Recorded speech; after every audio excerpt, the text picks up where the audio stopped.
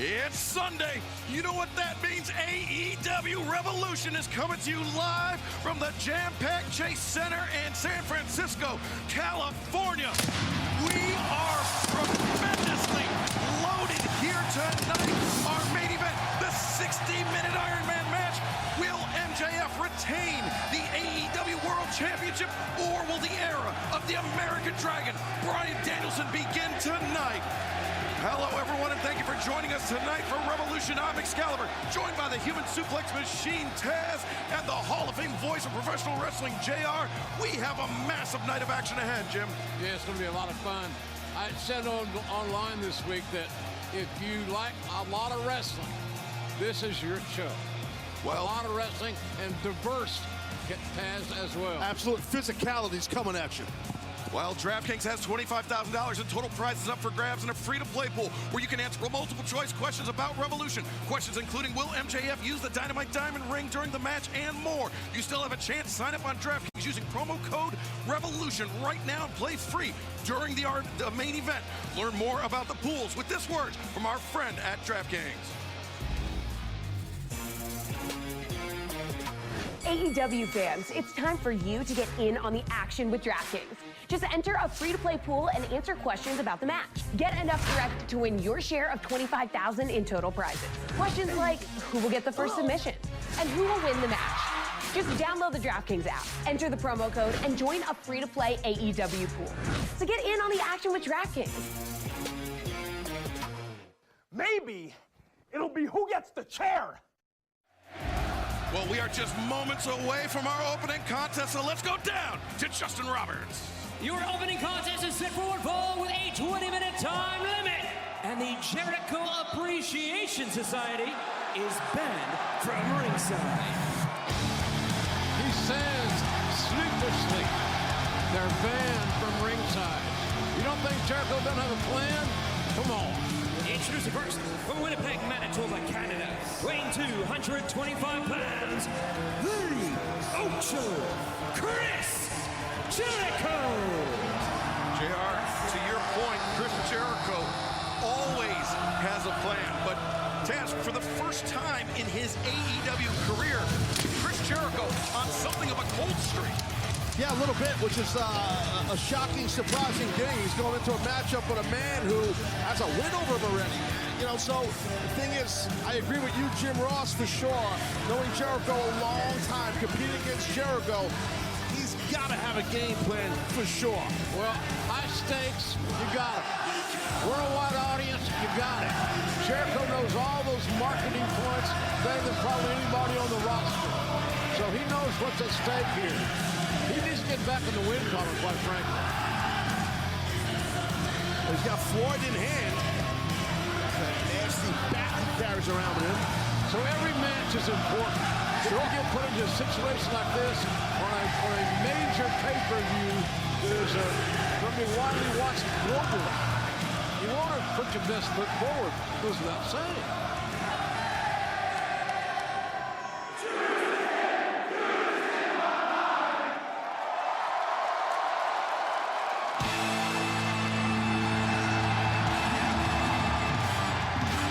Revolution is televised.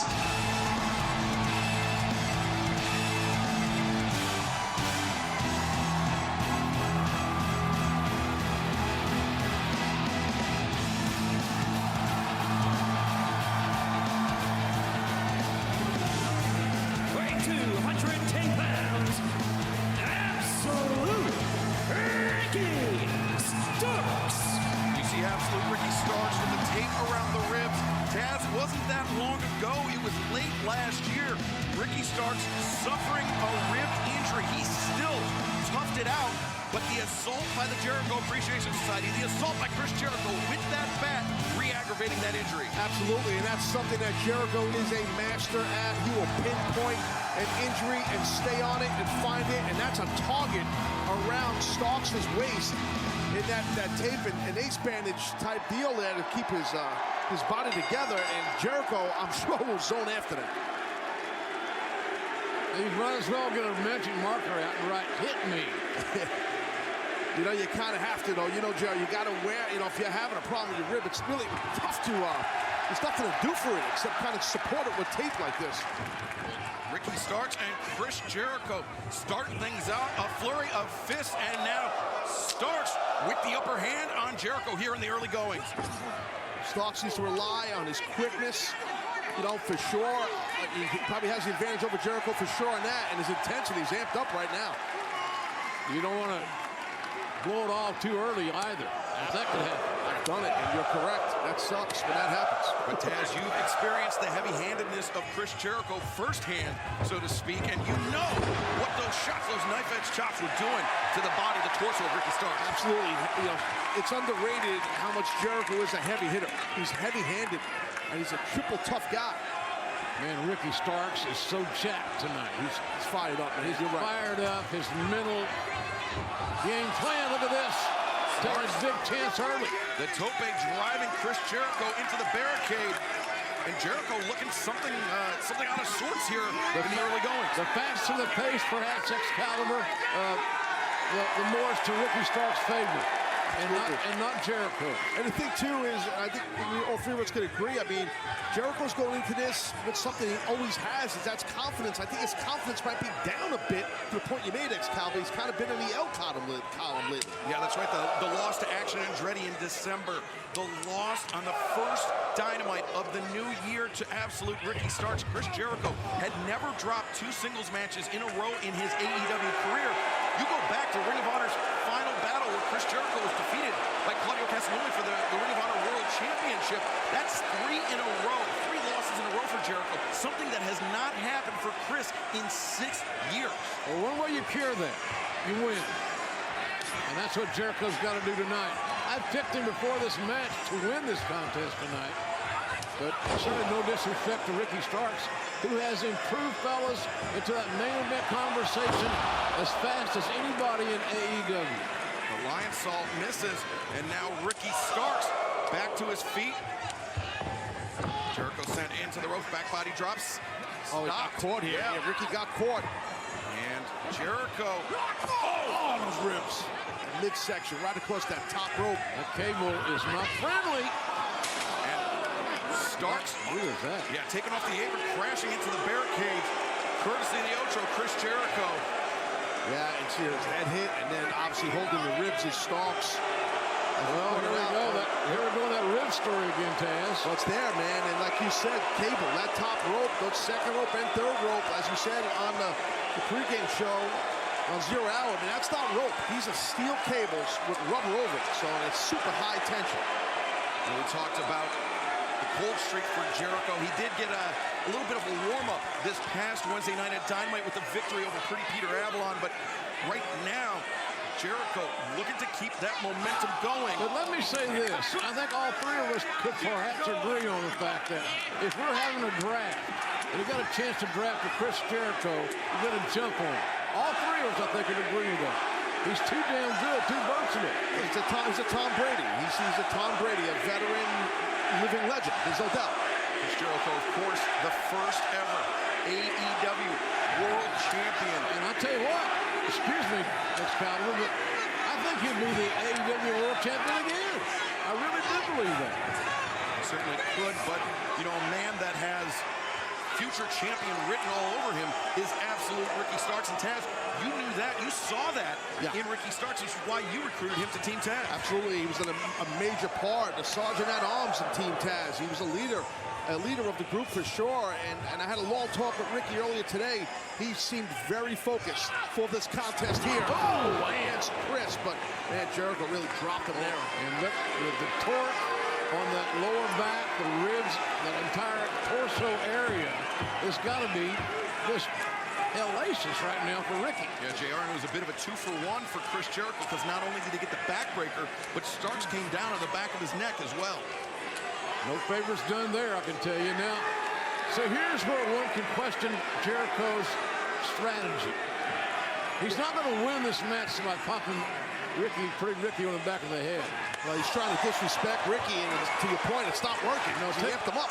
It takes you can go 1 or 2 ways. You can go to heaven or hell here. And Ricky is coming through. He got awakened, so to speak. Ricky Starks looking for the hammer, throw to the opposite corner. Jericho turns it around. Starks got hung up in the ropes. Jericho. Drop Starks. Well done right there. That is, hey, the accuracy and the ability to do that kick and land the kick to the head is fabulous. It's amazing. Oh, right again towards those ribs, man. The rib cage of Starks has got to be burning right now. The rib cage, what does it do? It protects your body, protects your organs. And this guy, Jericho, knows that. A real pro wrestler at the success level and championship level that Jericho is, he knows how to dissect the human body, and that's what we're witnessing right here. Big night here tonight in San Francisco.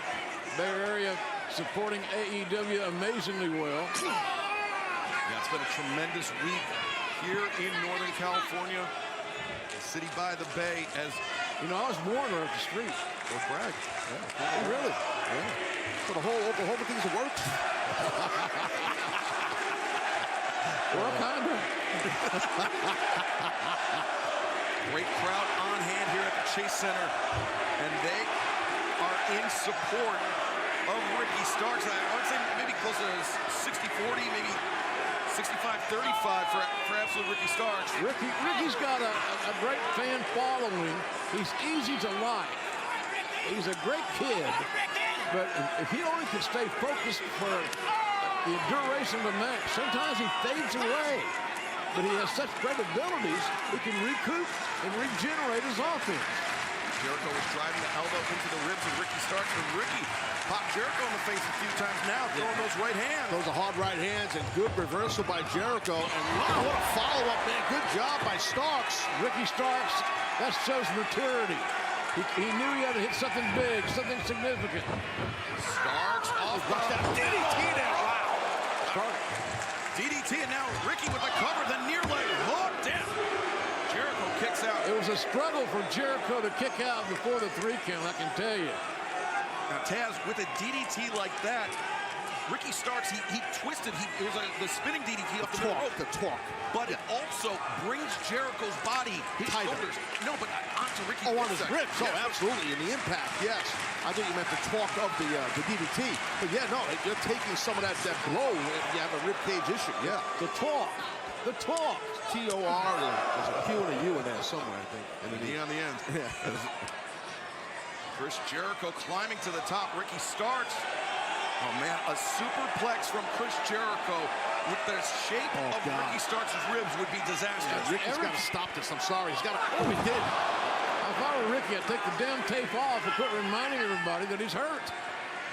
Well, the cat's out of the bag at this point. Jericho, just a lifting knee. I know it's not a secret. I'm not a detective. Death Valley driver. Oh, man. He might have caught on that. The nose got caught, I think. Cover, and Starks kicking out. Yeah, he was clutching his face. He's clutching his ribs. Ricky Starks is in serious trouble against the Ocho, Chris Jericho. Well, Jericho is just, like I said earlier, picking apart the body here from the neck, the upper back, obviously the rib cage area, chopping his chest like crazy. Jericho sending Starks sternum first into that top turnbuckle, and codebreaker attempted. Good power here by Starks if he can pull this off. Ricky! Turn it to offense, defense, offense, a cover and a near fall. A desperation powerbomb by Absolute Ricky Starks. Yeah, he switched that quick. That was great by Absolute. That shows the growth of young Ricky Starks and the amazing future that he has ahead of him here in AEW. Starks thinking Rochambeau. Jericho escapes, lands on his feet, ducks the back elbow attempt, leapfrog by Ricky, and a spin codebreaker. Well, that's some impact right there, folks. Great counter by Jericho. He's had him scouted, man. Oh, God, this might be it. Chris Jericho, no! Man, how close is that? That was super close. Great anticipation, great improvisation, Taz. Yeah, absolutely. It's just that spear in mind, and Jericho one step ahead right there. Codebreaker City. Oof. Right again across the midsection. Took great timing on Jericho's part to envision what was coming and turn that into a positive for Jericho. Yeah, it's a big-time counter by a big-time player in Jericho. Yeah, Chris Jericho, a tremendous sports entertainer, but pretty damn good pro wrestling when he needs to be. Yeah, he's not too shabby. Neither is Starks. Slapping the daylights right now with Jericho.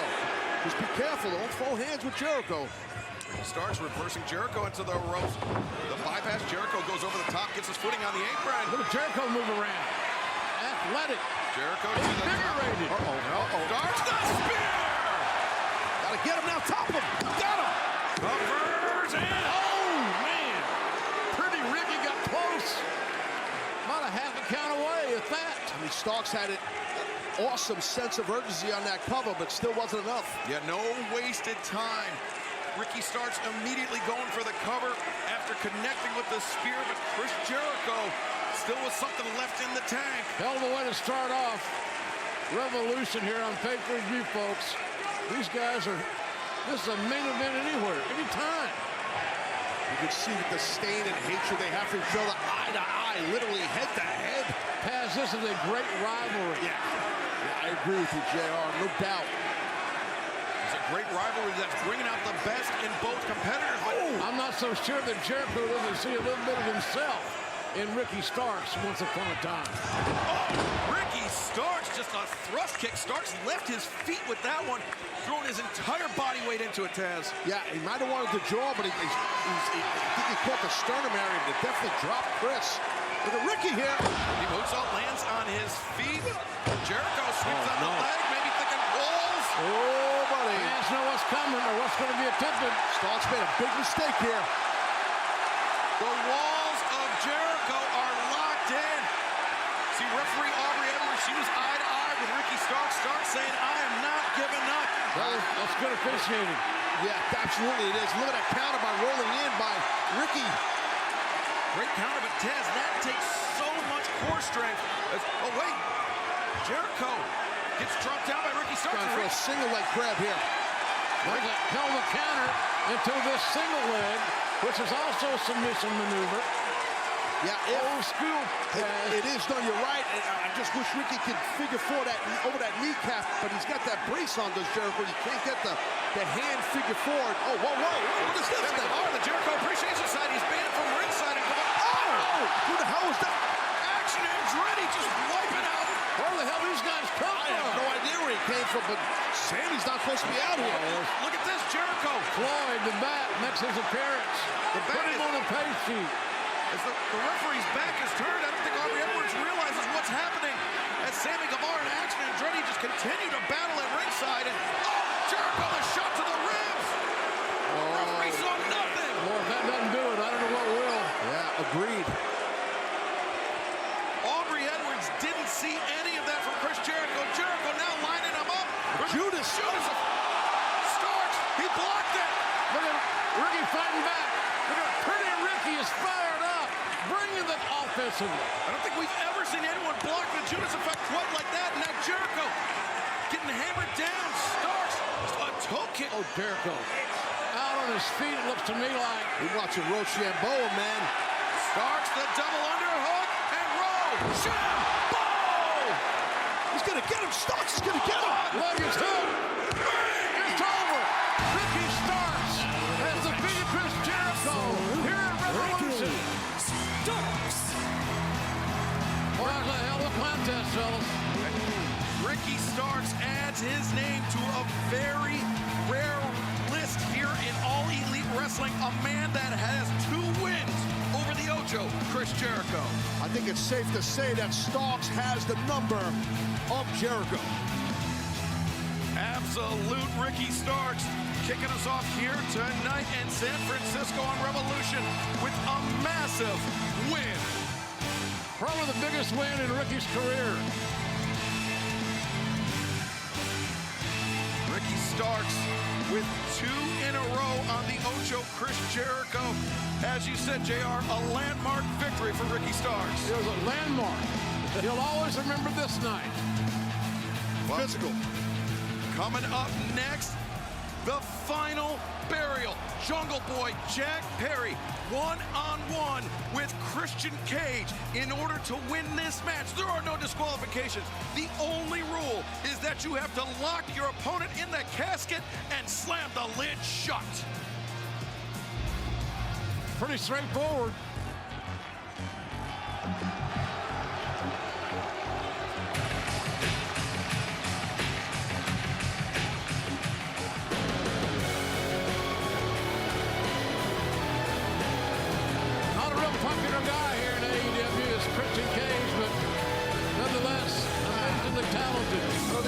anywhere, not just AEW, but I agree, JR. Christian Cage, extremely talented man. Where the hell is he? He's always frowning. I know the feeling. This is the final burial. The only way to win is to put your opponent in the casket and shut the lid. Approaching the ring first from Toronto, Ontario, Canada. Weighing 218 pounds, Christian Cage. Christian Cage looking over his left shoulder. He sees the casket. He sees the dirt. He sees the shovel. Will this be the final chapter in the rivalry between Christian Cage and Jungle Boy Jack Perry? Yeah, I'm really excited to see how this thing unfolds. I've called a lot of these tight matches in general, as Yes, sure as you have too. Yes, I have, yeah. But they're so unpredictable, and this has been tweaked a little bit. And they're dangerous. I don't think a lot of fans realize the danger in these type matches.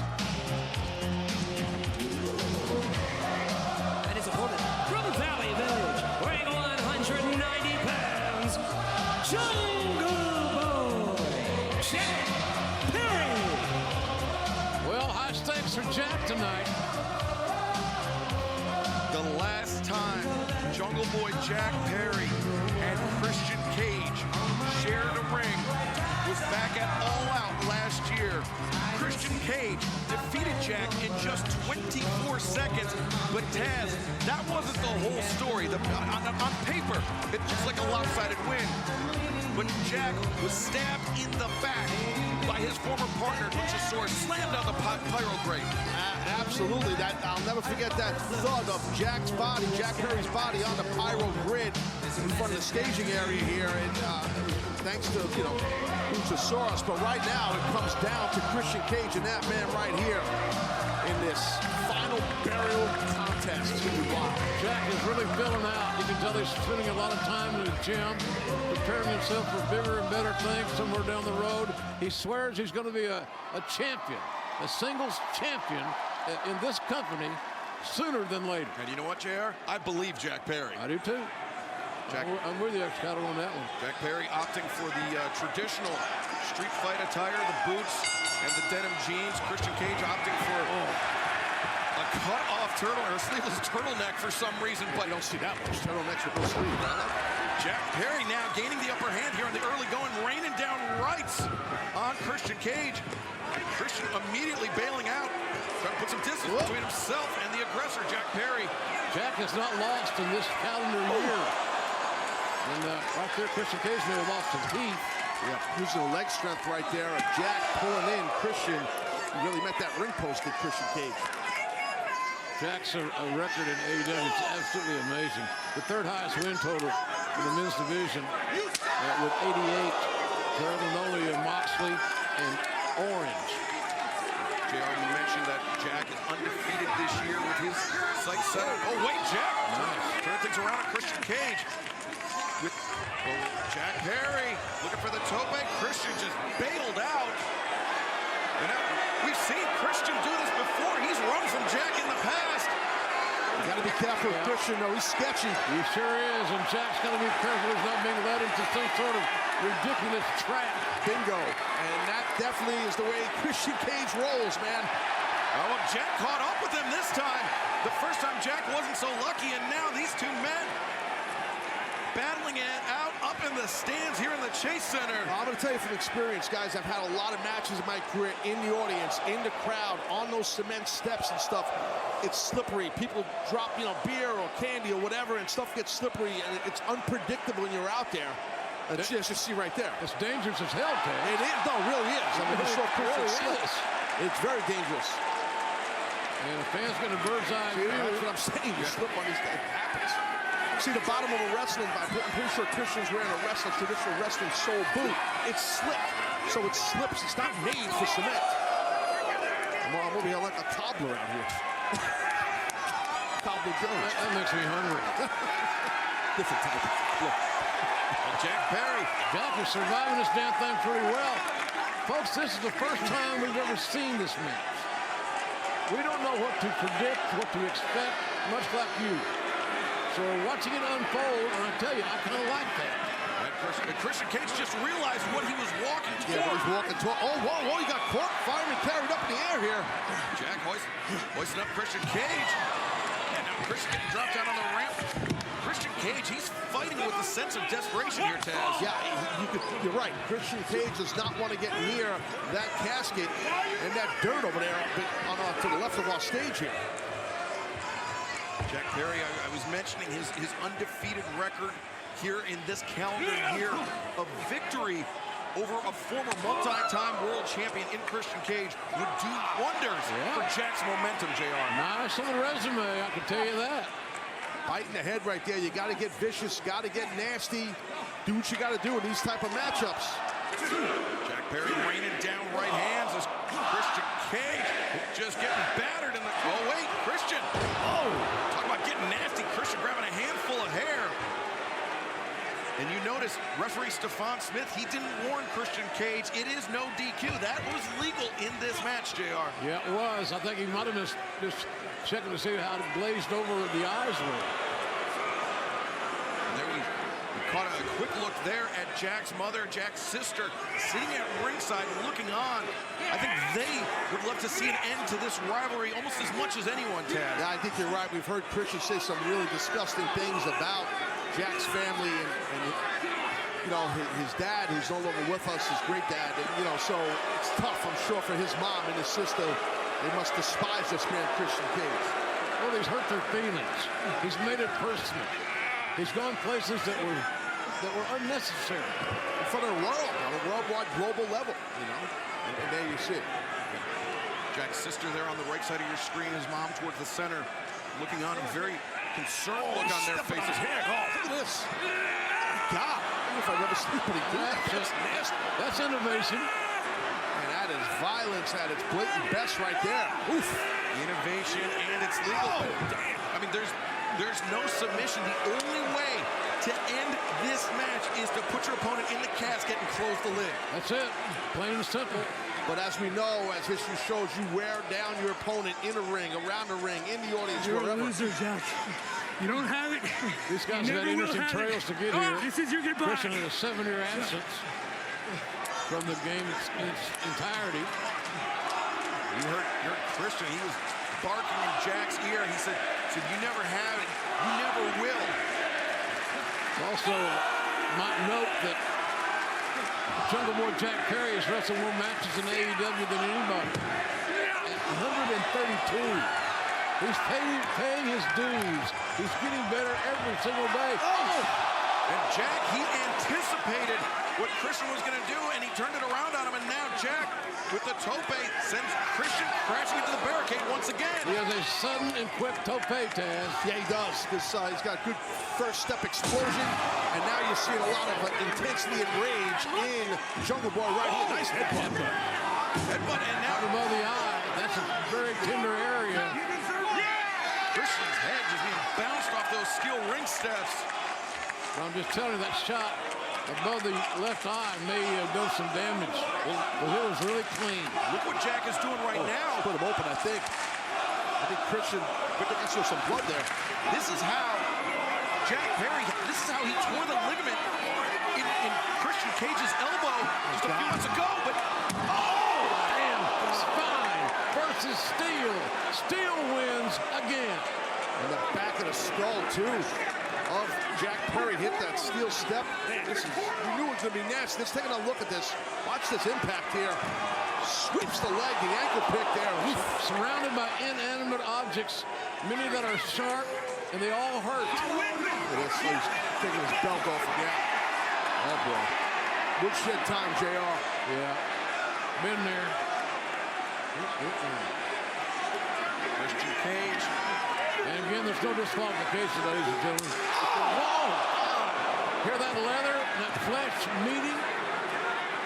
There's another one. The crack of the leather belt ringing through the Chase Center as Jack. There you see Christian. Just like this. You see his sister yelling at him. She must want to rip his eyes out of his head. It's got to be so hard for Jack's family to watch this, knowing It's an animalistic trade. It's terrible. It's all legal, too. No disqualification. Jack just being driven down. And his back is going to look horrific. And remember, Taz, when Jack was chokeslammed on that pyro grate, not only was it just the steel, but he was scorching hot. Yeah, burning hot. And now look, he's getting choked out with his own leather belt. It's smart that Jack's trying to get some separation with his fingers and the leather across his esophagus and his windpipe. We talked about how important this match was for Jungle Boy Jack Perry to win. But let's not forget the other guy. It's important for him to win as well. Christian Cage opening the lid of the casket for the first time. And, oh, look at Christian. He planned ahead. He must have planted those chairs inside the casket. Yeah, he had that look on his face like, who would have thunk it? Yeah, I think you might be right. Oh! But Jack with a big elbow strike. Jack up in a timely fashion. Oh, he's got to just get him in there and close that lid if he can. Oh, but back elbow, hard one. Jack hoists up Christian Cage, trying to drop him in the casket. Oh, Christian boy. now. Oh, Jack's got to get out of that. Jack Perry fighting for all he's worth here. It's come down to this. We're turning the corner, it looks like. Oh, but body drop. You could feel the staging under our feet here. You could feel that vibration. A thin layer of dirt, absolutely no padding for the landing for Jack Perry. Yeah, that dirt didn't help him a tad at all. Now, what the hell does this Christian Cage have in mind with that chair set up? Well, he's going to try to hurt this kid. And the thing about these guys have gone so far in their matches and their encounters, you worry about the health. Christian thinking kill switch on the chair, but no! Oh my God! Christian thrown off the stage by Jack Perry. Now Jack leaping onto Christian off the stage. That was wild. Well, the family likes it. The crowd likes it. Maybe the only one here that doesn't like it is Christian. You know, we've seen... Watch this. Amazing, amazing. We've seen the lengths that Christian Cage is willing to go to end this rivalry, to try to end, shorten or even end the career of Jungle Boy Jack Perry. But Jack, he's low blow. Jack has pulled back in the past, and it's caught him. Jack has been unwilling to sink to the depths that Christian Cage is willing to, and that may be the advantage, the decisive advantage for Christian Cage. Well, to your point, yeah, Jack Perry always has that little bit of hesitation to go that extra mile to maim or hurt Christian. And right there, Christian with that low blow, again, all legal.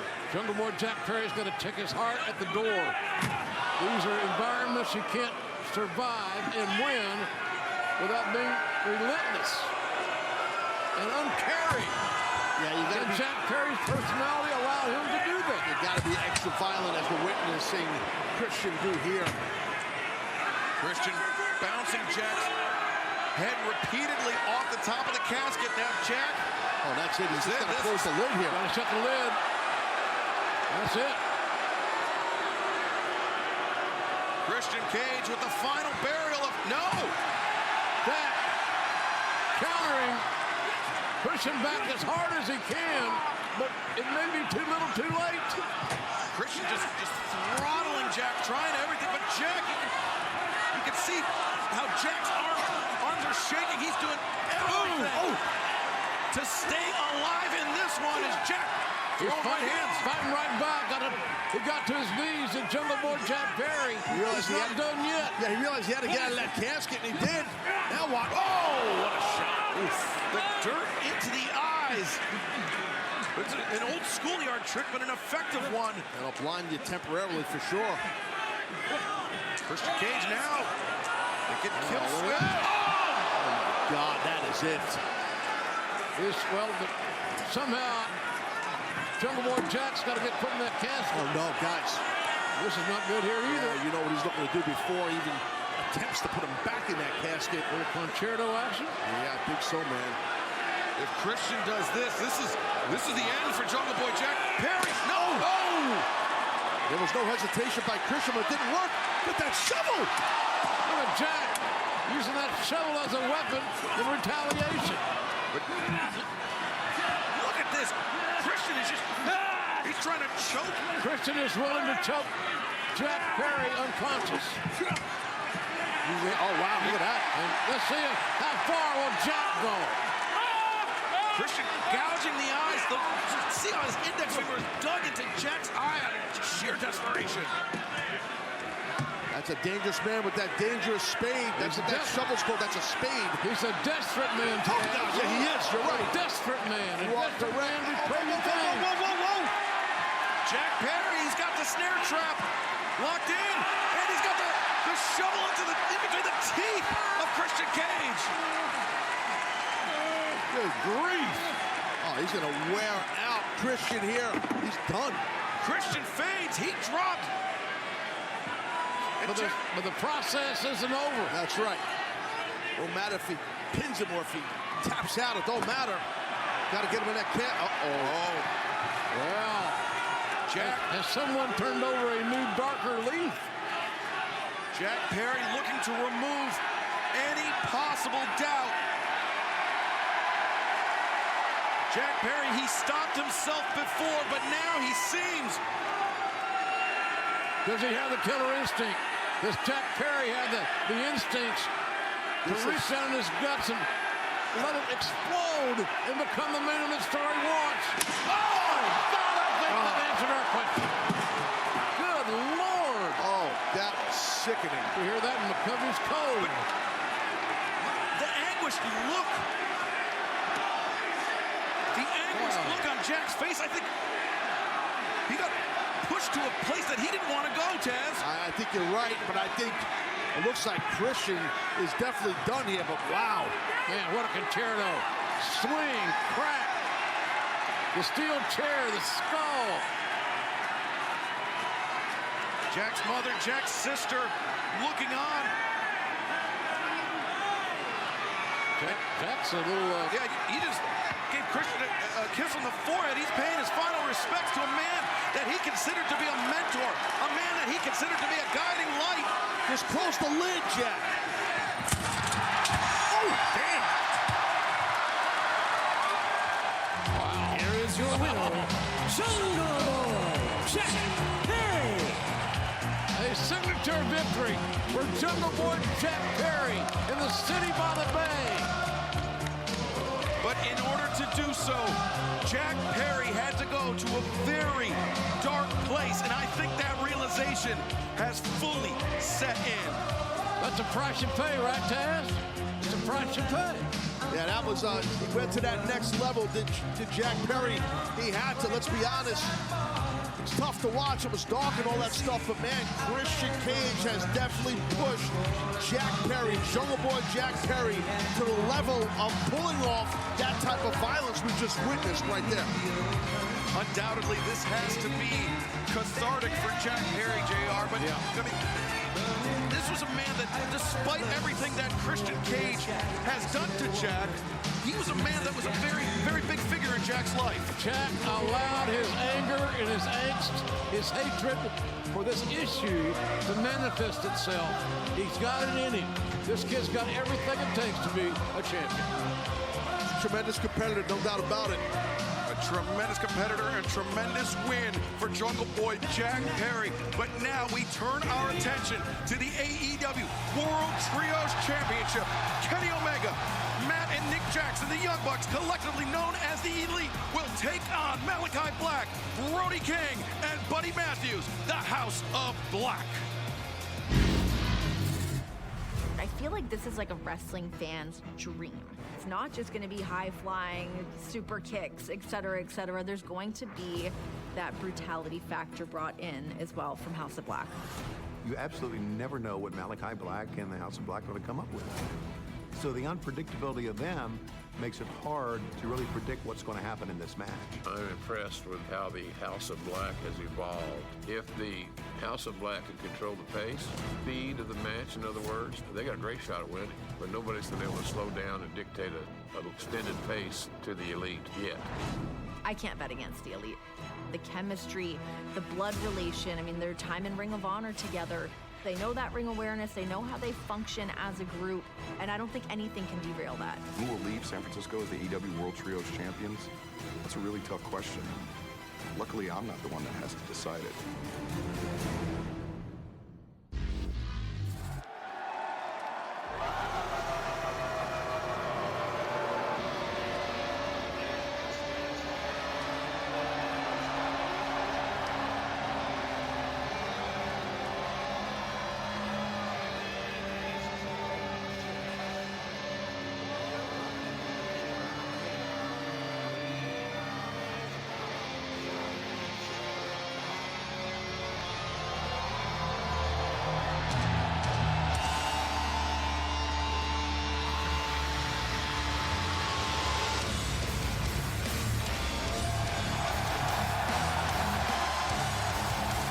This next match set going forward with a 60-minute time limit is for the AEW World Trios Championship.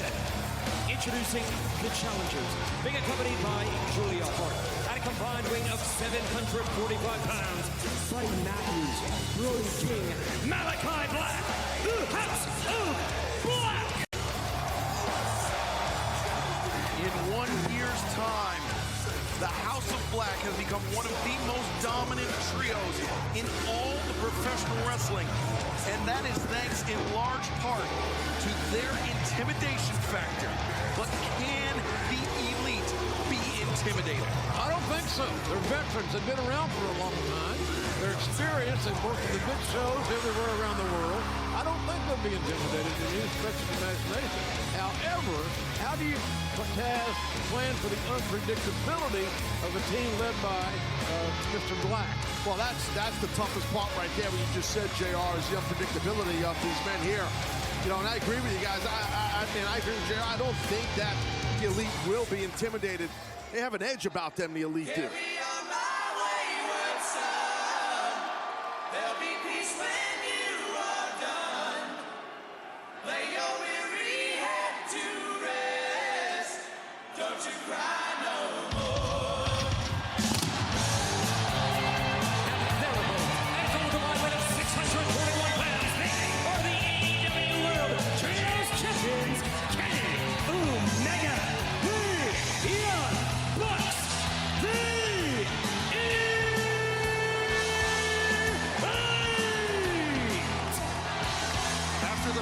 Seven series for the AEW World Trios Championships. You know, I think a lot of fans may have thought they've seen, you know, the best that this division has to offer. But then you have a team, a trio, like the House of Black, that athletically matches up so well with the elite, Taz. Yeah, no, absolutely. Athletically, they match up. The thing you got to watch with the House of Black, as JR alluded to, is your predictability, but also the pure violence these three athletes can dish out. And that's the difference between them and everybody else in this trios division. And that, Taz, excuse me, seems to be where we are with the mindsets. I'm very impressed by the House of Black. I'll be surprised in a mild way if they don't leave here with a championship. But that's just my guess. Well, it'd be tough to argue that. Yeah, I think you might be right. And I have the utmost respect for the elite, no doubt about that. Except I don't have a lot of respect for Don Callis, who's joining us. See the House of Black, they have not moved an inch since the Young Bucks have come to the ring. They're not intimidated either, Taz. No, I think the House of Black enjoys this. You guys want to say hello to Don? Hey, Don, how are you, guys? Don's here. Do we have to? Great to see you. To be perfectly blunt, I'm a little nervous about this. You should be. We were just talking about before you got on headsets here that the House of Black are a legitimate, nasty threat towards those trios titles right now. I made a very unofficial guess that we have new tag champions tonight. This match. That's what you said. I did. But what do you know? Nothing. You're right. I know more than you. I'm not wearing the silly shoes you're wearing. You look like Jack Benny's butler. Here's the difference in this whole thing here. Here's the difference. The difference maker is Kenny Omega, who's the greatest wrestler who ever lived. That's going to be the difference. Captain Obvious, you're always on point. Well, this is a very interesting matchup to start things out. Buddy Matthews for the House of Black side. Kenny Omega from the side of the elite. These are two wrestlers that oftentimes, for years, Don, were compared to one another stylistically. Buddy Matthews, a lot of people seeing him draw inspiration from the so-called god of professional wrestling, Kenny Omega. He's like a lot of people, a lot of young wrestlers. Look, Buddy Matthews physically is very close to being the equal of Kenny Omega. Where Kenny Omega has the advantage, brain power, Excalibur. Take that. Matthews with the wrist of Omega. Omega up to his feet. We'll see a lot of counters here out of both these guys towards each other. Buddy just got thrown right there. Nice job. Very, very fundamentally sound, both these guys. Oh, yeah. It's like watching a clinic here with these two. And Don, I know it's always tough to get you to divulge game plans in the, when you're out here on these matches, but it seems like Kenny Omega, at least in the early going, not going to that quick pace that the elite like to favor. I'm going to give you a little inside information. My strategy was no game plan because I maintain you can't game plan for the House of Black. Let's just go out there and be what we are, which is great trios champions.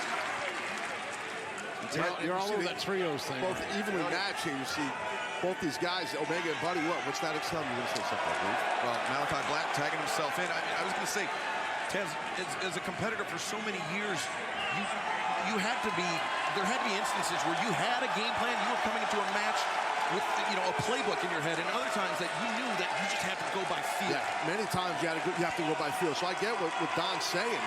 Sometimes you do have to just go in there and go by feel. If you overthink a match and you go against a guy who's a stud, or in this case, 3 studs, you're going to get lit up, and that game plan goes in the garbage. Paralysis by analysis is what we say in business, Taz. Thank you, Don. That's what they say, Taz. Thank you. And this is awesome chant here in the early goings. Hey, these two teams, from what I've seen thus far, have great chemistry together. This should be a classic before it's all said and done. And remember, it's for the championship. This is a dream matchup for sure. If you look at Kenny Omega and Malachi Black. Omega blocked the leg kick attempted by the Dutch Muay Thai practitioner, Malachi Black. Wrist control right there. Great job by Kenny. And taken down. You'll get control over that wrist joint. That little joint, man, that will take you down. Malachi, sweep, but Omega, the boot up, caught Malachi charging in. Omega rolls off the back of Malachi Black, and the arm drag from Omega. Great counter, great arm drag there by Malachi. That's a hold like when a guy grabs around the waist. It's called a fat man roll, believe it or not. And that was really well done by really keeping your hip tight to your opponent, and take him down, and then key lock the arm. And that's what we're watching. A nice low ankle kick by Malachi. We spoke about the best of 7 series. Watch that. Educated feet, someone once said. Here we go, get it. One-winged angel, but the back heel kick, and Omega knows he came very, very close to having his legs put out. And showing great respect and appreciation for the efforts of these two superb athletes. Kenny's a great striker, that's well documented, but you must be careful exchanging strikes with that man, Malachi Black. You can't allow yourself to get pulled into a head game with Malachi Black, in my view. Well, I think you're right, Don, and you talk about the brain power of Kenny by him tagging out. I think that was smart. I respect it. Matt Jackson calling out Brody King. How smart is that? I don't know. Does Matt have a concussion? He might in a few seconds. This is a big, bad, painful man. I think he's the difference maker in this entire match. Look at the size difference, Jim Ross. Look at the size difference. It's like, maybe I'll tag in my brother. Matt Jackson sent to the corner. Brody King trying to flatten Matt, and now the tag made. That's one way to try to defend this guy. Double drop kick will be the trick. Missed the count. To the shoulder tackle. Omega. Man.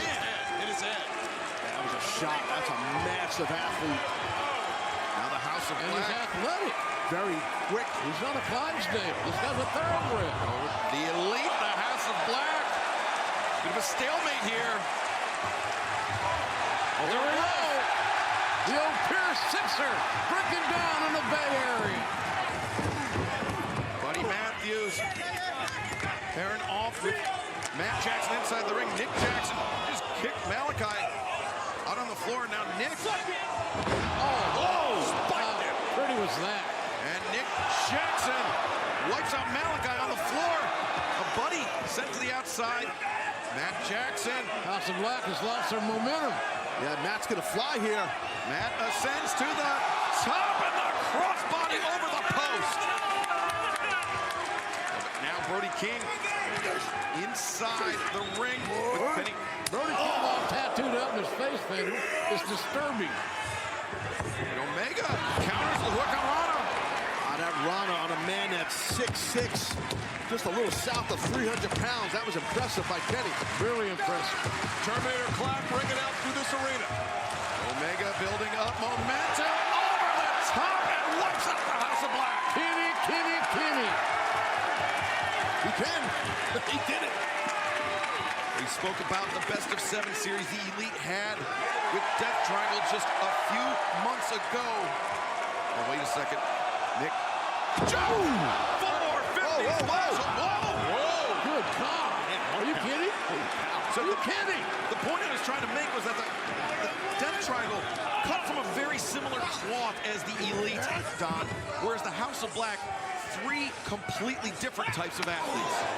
Well, I was about to say that the momentum had shifted to the Elite, but that's over now. This big beast is taking control of this match. Slow it down to the pace that the big guy likes. Business picks up. And Brody's got a lot of experience. This man's held titles in 8 different promotions. This guy, this is not his first rodeo. No, sir. Oh, Malachi, just a pump kick. Multiple pump kicks to the face of Matt Jackson. That's what the House of Black's good at, man. They will just, oh my God. That's a lot of ink coming at you. Candidly, Excalibur, I'm going to say I have not seen my guys get brutalized this hard, this early. Man, it might not be done. I think the beating has just begun here by the House of Black. And as we saw in that best of 7 series, the more aggressive, the more savage the battle becomes, that seems to take the Elite out of their comfort zone at times. Well, I think pace. It's all about pace, Excalibur. Oh, reversal there by Nick Jackson, 2. The faster the pace, the better that the Bucks and Kenny like it. That's their feel. They feel it. Smart tagged in. Brody tagged himself in because he knew Matthews was in trouble. And Nick Jackson had nobody to tag out to. Brody took advantage of that. The splash in the corner, then the big toss. You notice how business picked up when Brody King got in this match? Changed things. Yeah. It changed things. Well, you could see amongst all 3 members of the Elite, every time, to your point, that Brody's in there, there's a little bit of hesitation. They're trying to figure out how to go against him and take him down. It's a tough matchup for us. Right, exactly. Well said. That's my point. Brody King up to his feet as Omega. Kenny. Trying to gain his footing on the top rope. He does. Well, this Omega is fabulous. That double axe hand was right there. Those hammers. Omega. Now the discus. Bullish hammer. And Brody King just absorbed all that contact. God. It's hard to believe how big this son of a bitch is. Start to go downstairs, Excalibur. Yeah, the basement drop kick. Coming over the top. Omega. Near leg is hooked in. Brody King able to kick out. Yeah, taking out one of the wheels, one of the legs of Brody King was definitely smart by Kenny Omega to bring him down a tad to get some offense on him. But again, we come back to the same conundrum. What do you do with this big son of a gun? How do you handle it? I think you got to triple team him, JR. Look at the power here by Omega. Really strong. I'm telling you. Look at that athleticism there. Omega. Oh, but Brody King got the knees up. It was a little pre-advertised. John Woo drop kick from Buddy Matthews, and Omega's elbows struck both of the Young Bucks who were on the apron. Yeah, inadvertently, he dropped his partners. Guys bring awareness at all times, even when you're on the apron, Jim Ross. Things don't look good right now. Oh, super kicks from Matthews and Malachi. Brody King. No! Big move right Shot there. to the back of the head. That had to happen. That had to happen. 2 and no. It don't matter how big you are, you get hit in the back of the beam like that. Good luck. First time in this match, the big man is in trouble. And Taz, to your point, the most damaging shots are the ones you never see coming. Brody King had no chance to anticipate that knee. You can see King is not... Kenny. Oh, can he do this? Look at the power here. I don't know if that was smart by Kenny Omega, I got to be honest. He's confident that he can lift this big guy. A little ambitious there. A little bit, Maybe Snapdragon. And the throw I could see getting pulled off because his hips are already underneath King. Well, there's some hits right there. I'm telling you. Short, fast-moving ink. Short arm lariat. Brody King. 285 pounds of bad intentions. Yeah, I think somebody's being generous. 285 might not touch him. Tag made. Buddy Matthews now legal alongside Omega. Now Malachi's legal. Great in and out. Teamwork by the House of Black. Creates confusion for your opponent when you do that. But Nick pulls Omega down to earth. Matthews and King. Oh, what a kick! Leaping knee strike. And Matthews so athletic. Nice switch right there. Overhook. Oh, Malachi for that knee bar. He got rolls through. And he's got the arms figures forward through the knee. Yeah, I thought he was going knee bar, but no. That's Matt. Yeah, that's Matt. Matt Jackson drops the elbow. Just in time, I might add. Oh, God. You could hear that crack ring out through the Chase Center. Super kick party right there. Pair of super kicks. Got the big guy down. Meteora from Buddy Matthews. Super kick from Matt Jackson. And super kick on Malachi. A sliced bread off the chest, but Malachi with the knee. Good God, what impact. What impact. Was a sick. Stakes are high, fellas. The stakes are high.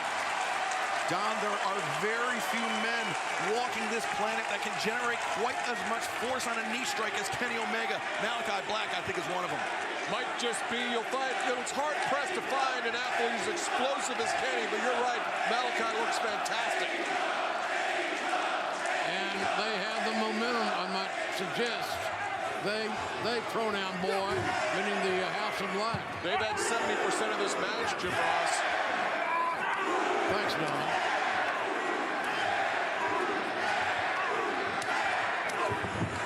Those strikes, those quick hands of Malachi. Malachi changed levels. They take a cumulative effect, fellas.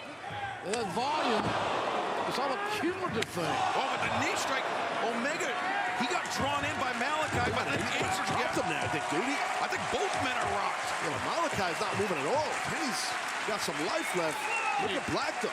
Caught him on the point of the chin, Taz. Yeah, he did. The button area there. Man, this has been physical. And nobody's gained enough momentum to really where you can remember the significance of it. Back and forth. Back and forth. Julia Hart just grabbed the boot. Oh, that little Jezebel.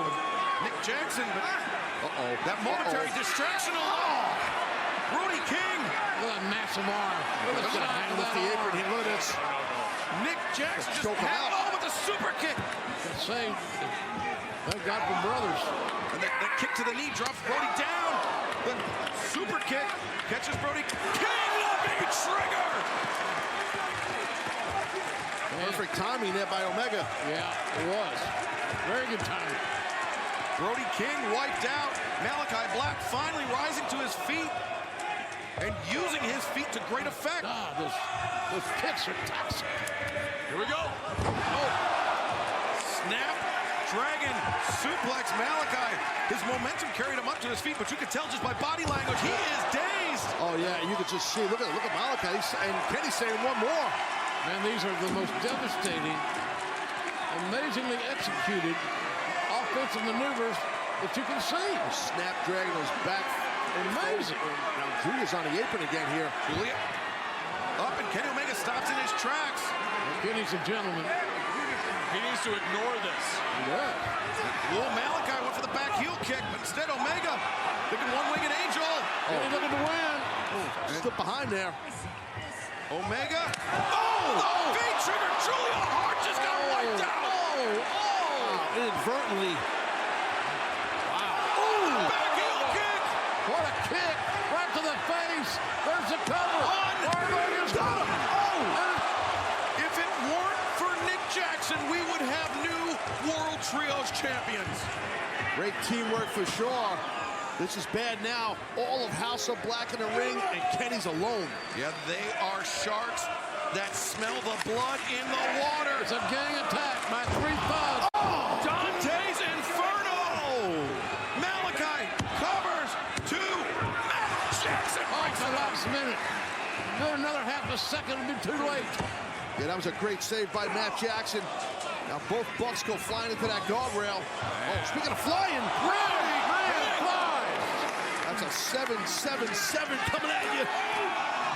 Brody King just sent Matt Jackson over the barricade.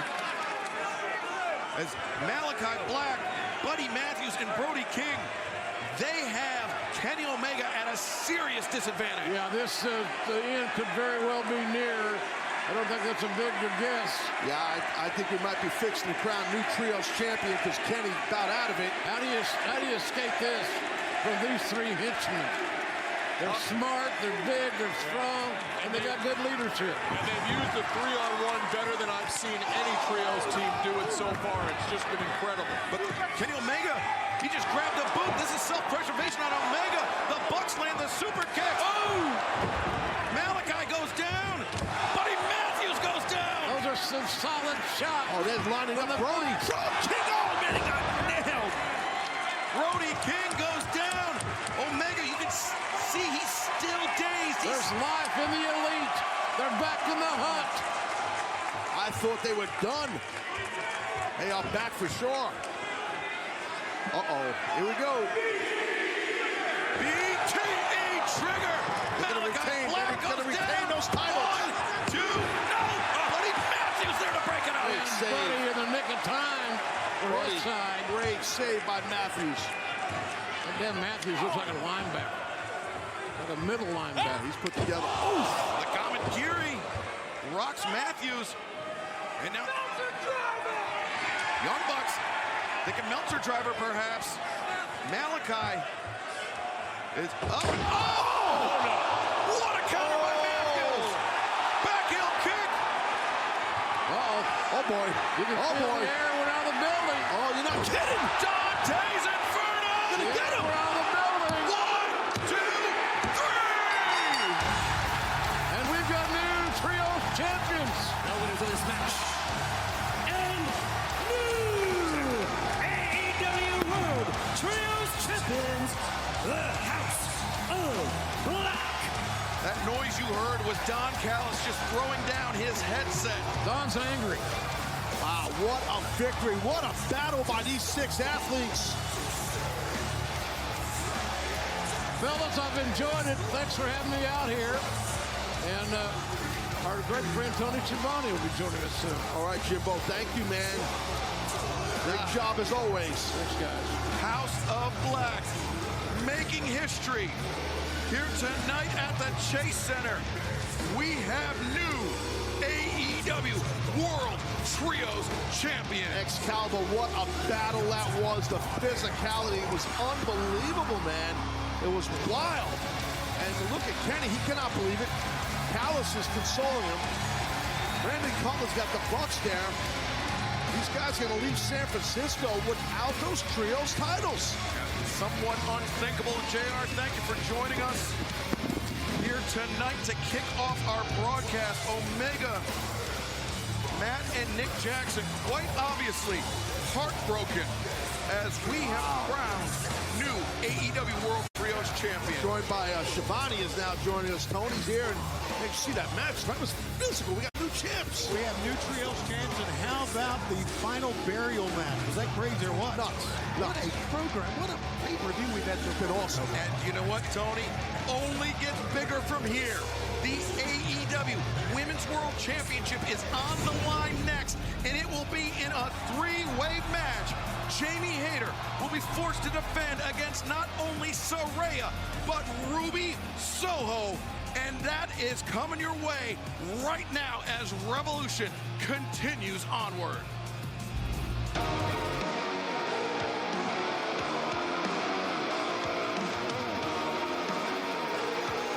following is a 3-way match for the AEW Women's World Championship. Introducing the challengers first, being accompanied by Tony Storm from Norwich, England. Who would have ever imagined even 6 Saraya would be back in a professional wrestling ring. Not only that, competing for a world championship after her struggles. Yeah, I mean, I think it definitely shocked everyone in the pro wrestling world, and the pro wrestling community for sure, and a lot of us here in AEW. But this is what? Ruby, so here we go.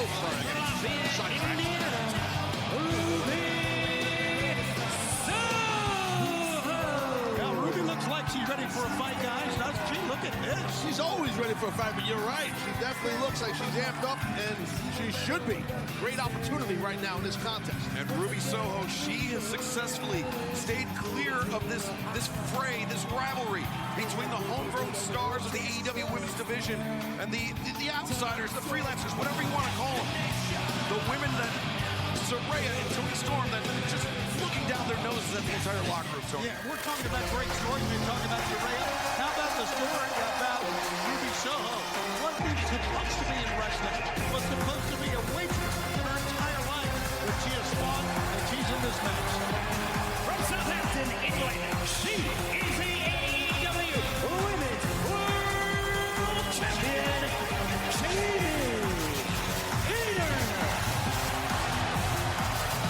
Jamie Hayter, the AEW Women's World Champion, representing the homegrown stars, not even just the AEW Women's Division, Taz, but of all of AEW. And Jamie Hayter, I mean, she is my champion, man. Yeah, well, that's where I think a lot of our fan base, the AEW fan base, feels about Hayter. She is our champion for sure in this women's division. She's been great. She's excellent. For a second, I thought she was part of the old school Team Taz, but I digress. You were going to say that? Someone had to say it. Come on. I'm friends with you. I mean, we've seen in the steamer trunk, Taz. You got that same jacket. I actually like that jacket. Well, who doesn't? Right? I was trying to wear that back in the day, and I digress. Oh, yeah, okay, you guys got a prediction? You got a pick here? You got a pick now? Get it with them. I'm going to say Saraya. All right, I'm going to say I feel that Hayter retains. Okay, very good. Good call. What about you, Excalibur, on the fence, Jones, or you going to make a pick? Well, I'm going to let you know that DraftKings is an official partner of AEW tonight. Anyone can play free for $25,000 in DraftKings Revolution AEW World Championship 60-minute Iron Man match pool. Download the DraftKings app. Use code AEW when you sign up and play free tonight. As you can see, a lot of a lot of moving parts in this match. So you really have to keep your eyes peeled, especially with Toni Storm and Dr. Britt Baker at ringside. Well, no, you're right. And the thing is, so right there in the early goings, Hayter was building rapid momentum. Saraya, being someone with her experience, realized that and shut down that momentum and got Hayter out of the ring.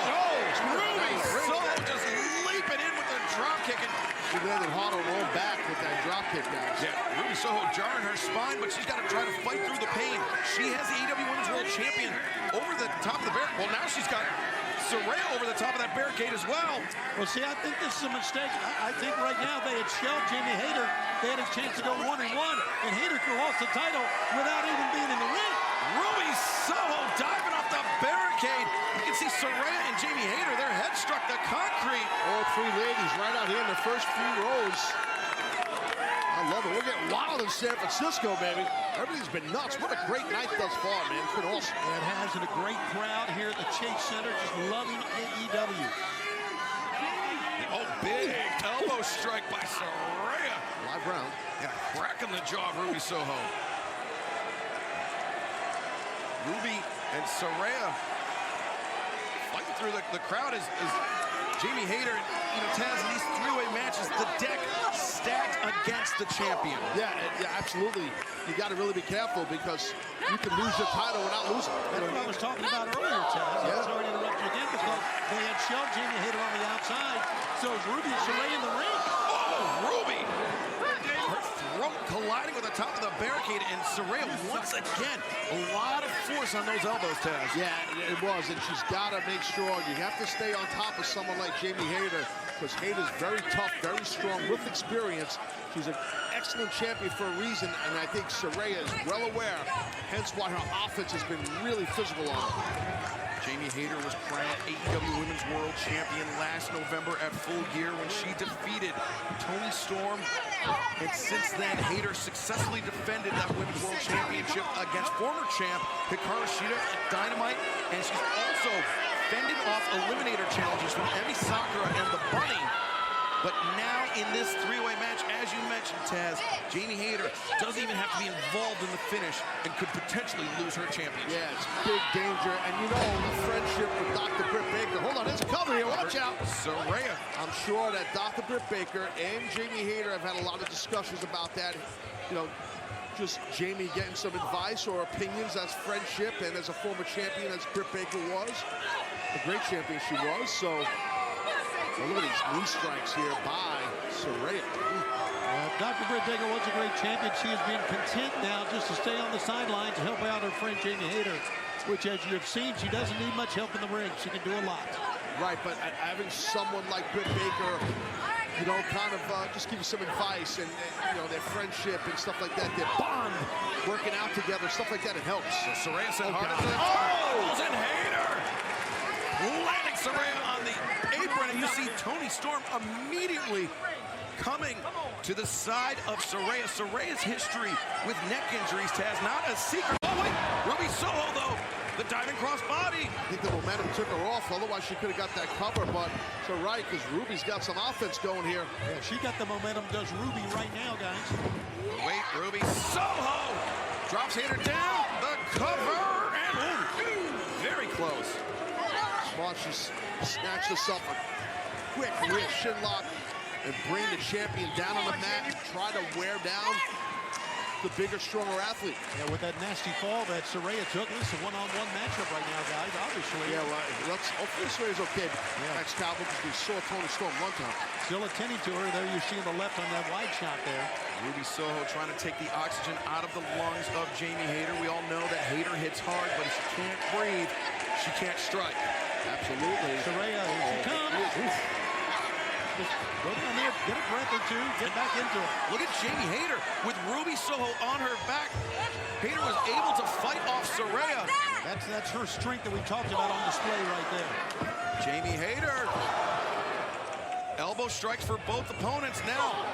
Ruby and Saraya stacked up in the corner. Lariat from Jamie Hayter. Jamie Hayter is tremendous. Look, she's going to go two for the price of one. God. So hard to do that. Just out of front headlocks. A lot of strength. That is the raw power of Jamie Hayter. You don't see that as much in the men's division either. It's hard to do. Double lariats. The cover on Saraya. There you go. Cover on Ruby. Good plan. Good job. I like it. I agree. It didn't work, but you know what? It's smart. She's trying to get that win and get the heck out of here with a title. One down, can't kick out, do the other. Jamie Hayter doing a great job trying to fight against the odds here in this AEW Women's World Championship three-way match. Sometimes you got to be relentless. You know that, Shivani. You got to be relentless. Oh, Saraya, not her intended target, but still. Oh, knee strike. And Hayter swing, left arm lariat. No, and then, oh wait, now Ruby Soho. Oh, just Saito suplex on Saraya. Tough landing. Man, how about that from Ruby Soho, the Saito suplex. There's a champ again. The hate breaker. Got to be careful, though. You could blow your own knee out with that. Yeah. Hopefully the champion's okay. Yeah, that's a good call. You're right. Down hard on the knee. And I think Jamie's feeling it right now, like you talked about, Taz. Yeah. All three ladies are down, though. See her holding her knee right there, right knee. She drove Ruby's body right on it. And Ruby Soho, though, earlier in this match, landed that drop kick off the apron and jarred her body, her lower back, her hips on the floor. So that backbreaker will be paying extra dividends for Jamie Hayter. Give all three women credit right here, Excalibur. They have not held back from the opening bell. I mean, this has been high impact from the word go. Yeah, and no shocker, right? I mean, the AEW Women's World Championship is at stake here, and Saraya's got a pinball, I should say. Wow. Stop. They're not going to stop. Ruby Soho, Jamie Hayter, both women battering Saraya, and now The haterade blocked by Ruby Soho. The kick to the knee, Ruby. The Rana to Hater on her knees. Hater got spiked. The cover and Good kick out right there. So close was Ruby. We have already seen one title change hands here tonight on our broadcast. We were on the verge of seeing a second. Ruby Soho, can she complete this? Can she get Jamie Hater down? No. Ruby's had a very good game plan in this, guys, and I think it's because she's kind of been in the middle. I mean, the issue has been between Hater, really, and Saraya, and Ruby has played in the middle and has prospered for it. Yeah, and I think that Ruby has played it smart, too. She's about to get superplexed, I think. They got her hanging over the right arm there. Wait, Saraya. Whoa. And a superplex, but Hater got powerbombed. Saraya, the high stack. Legs too strong that time by Jimmy Hater. Now Saraya steps over. Ruby Soho is trapped. Oh. The overhooks and the version of the legs are locked up, and watch out. Oh, lariat! On target from the champion. Toni Storm up on the apron. Toni Storm eats a shot from Jamie Hater. She knew that lariat was lethal. She had to get up top for her partner. Wasted Toni Storm. Oh my God, right on the head. That was bad. Yeah, that looked bad. And look at Britt Baker returning the favor. Yeah, she is. Buying some Jamie Hater some time. Saraya, oh, the elbow strike. Remember, it's a three-way match. There's no disqualifications, but destination unknown. She got it. She's a new champion. Oh, Hater at the last possible moment breaks it up. Hater saving her own title right there. She had no choice. She did the right thing. She had to. I'm shocked she got up, Taz. Yeah, she had taken it, man. Me too. Oh, Ruby Soho with dealer's choice here. Yeah, well, you see right now, looking in the face. Ruby just looking in the champion's face now, both going blow for blow, and be careful, Tony. I don't know if you want to do this if you're Ruby because of the size difference, you know. I agree. I don't think you can go blow for blow with Jamie Hater. I really don't. Yeah, big power. Look at that, flipping her through. Tried to no future, got it blocked. Boy, that foot found its mark. Hater. That ripcord Hater. Oh! Connected on Saraya. Saraya got rocked. Ruby, the roll up. Hater using those powerful legs to break free. The kick attempted. Hater, the roll up. Ruby kicks out. Good escape by Ruby. Now the arms trapped. And Jamie Hater's done it. Wow. Still, AEW Women's World Champion, Jamie Hater. Oh, watch out. Watch Toni Storm here. As soon as the bell rang, Toni Storm wiped out Britt Baker on the floor. And now Storm raining down right hands on Jamie Hater. See the look of disappointment in the face of Ruby. She didn't get the title. Yeah, very dejected, and I don't blame her. She wrestled a great match in this one. And now Saraya's helped up by Toni Storm. Here comes Britt Baker. All three women wrestled a great match, but now Britt Baker trying to fight to defend her friend, the AEW Women's World Champion, Jamie Hater. And Ruby Soho remains in a corner. Look at her in the far there. Yeah, torn again because we've seen this physicality and the hatred between. She's going to make peace here, I hope. She'll make a decision. Oh, Ruby sent Saraya out to the floor. Toni Storm goes after her. You don't run this place. This is our home, bitches. And I think Ruby Soho has finally chosen a side. Definitely. How about that? Wow. What? No future. Ruby Soho just wiped out Hater. I love it. That was great. Destination unknown on Britt Baker. Never saw that coming. Good for you, Ruby. Good for you. What is she doing? Oh, Ruby just threw down a cameraman.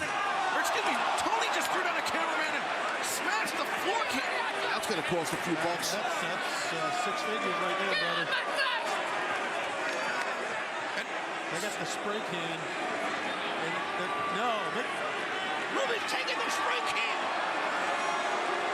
Wow. Well, yeah, this is really. Ruby definitely made the decision. Ruby Soho throwing her lot in with Saraya, in with Toni Storm. I can't believe what we just saw.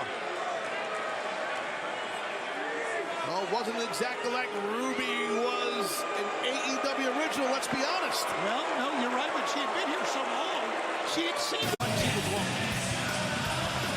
I kind of like what she did, but man, that was wild. Ruby Soho stabbing Britt Baker and Jamie Hayter in the back. But still, at the end of the day, Jamie Hayter overcoming the odds and successfully retaining the AEW Women's World Championship here tonight. A great effort by all three competitors, but Tony just marred by what we saw from Ruby Soho just now. We talk about the battle lines being drawn between the originals and the outsiders, so to speak. That line just got a little bit more defined, hasn't it? Well, coming up next on Revolution, it's the Texas Death Match.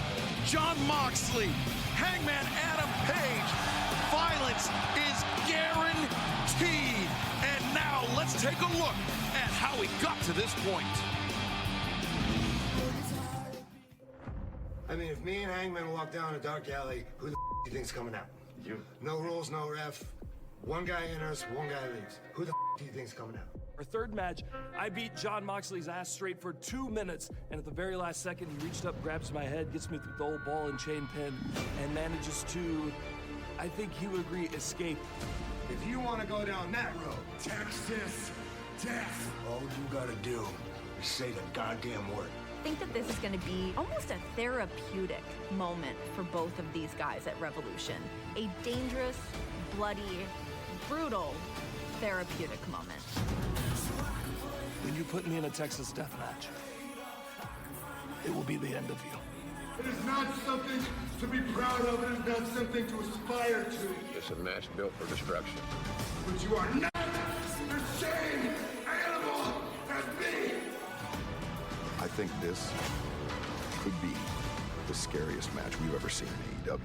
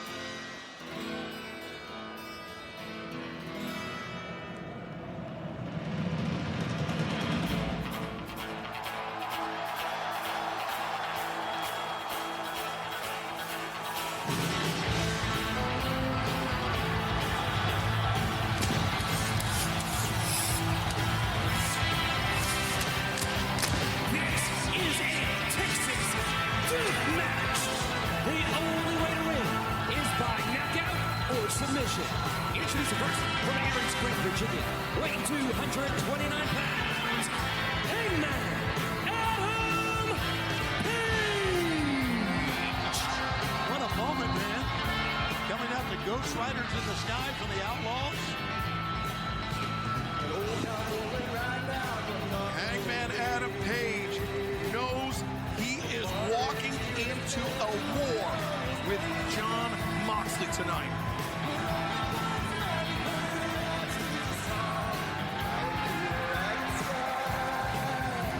Yeah, Hangman is pumped up, man. You can tell it. You see it in his eyes there a second ago.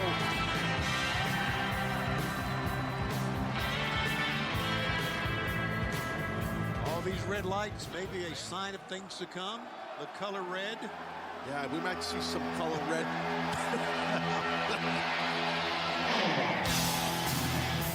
From Cincinnati, Ohio, weighing 231 pounds,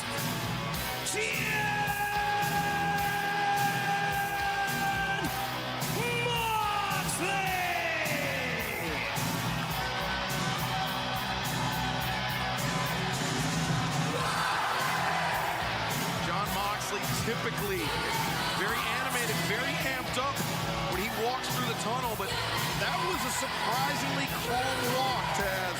It was. That's a good point, Excalibur. And I think that, you know, you go into something and you call for a Texas death match. Listen, you're setting the table, you're setting the bar really high when you do that. You know there's going to be a lot of badass stuff going on, and you're in the middle of it. I agree. He knows what he's in for. He really does. He knows his opponent very, very well. John Moxley was the man that threw out the challenge for the Texas Death Match. The Texas Death Match has not always been good, historically speaking, for John Moxley. However, this is Hangman's... Oh, wait! Hangman! Just a haymaker as Moxley was coming through the barricades. And John Moxley, he did not see that coming, but he's fired back with a shot of his own.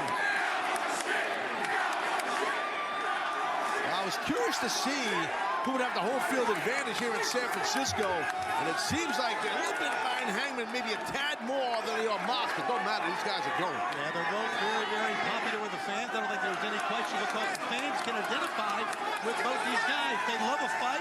They don't give a damn. They'll take whatever it takes to win. And, buddy, I'm telling you right now, Paul Turner's got his work cut out for him, the referee in this. Well, Tony, to that point, as of late, we've seen that the actions of the Blackpool Combat Club not always very popular with the fans. Yeah, that's true. It's kind of a fine line there between what the fans like and what they don't like. And if you notice a couple of sides of the ring, I believe it's two sides of the ring, look it off on that monitor. There's barbed wire on those boards there. It's barbed wire boards, so again, it's all legal in this thing here. Moxley, he tried that lariat. That's how this rivalry all began.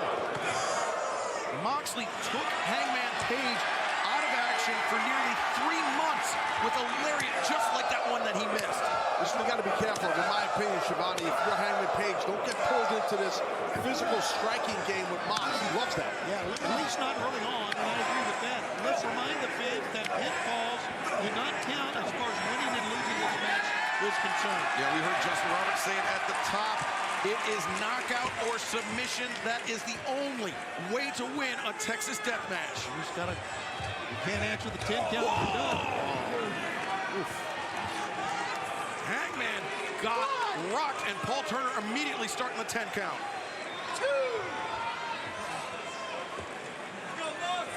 While Paul Turner counts, Moxley. He's got himself some barbed wire right there. No time, buddy. We saw Hangman Page, he wrapped his right hand in barbed wire. He opened up John Moxley. Now Moxley may be poised to do the same to Hangman Adam Page. You got to really be careful. I've a little experience with barbed wire and wrestling a little bit, and it can slice your own hand up and catch a nerve and bleed it up. And oh God, he's going for the head. Yeah, you really are when you're using barbed wire. You're taking your own career into jeopardy.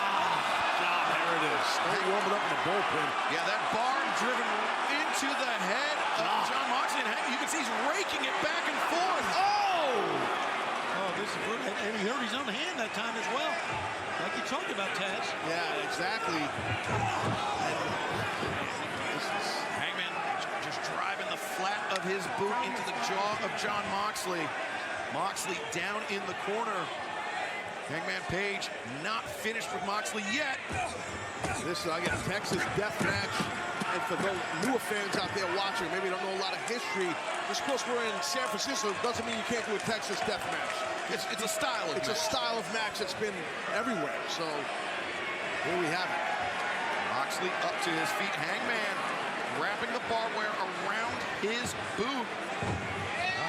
Moxley can't even stand up. Oh my God, Moxley's throat.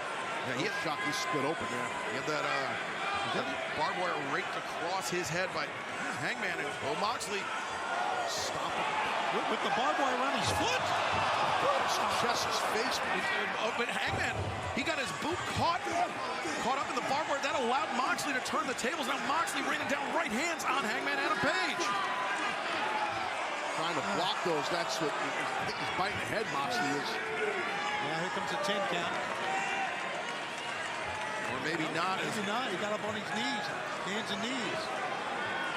Moxley with that barbed wire knuckle duster. And right into the hand of Hangman Page. Blood on the shoulder from his head, or did he get cut on the shoulder as well? Who the hell knows? I'm sure his shoulder will be bleeding in a few minutes if it's not already. Yeah. Strong breeze will make John Moxley bleed. I agree.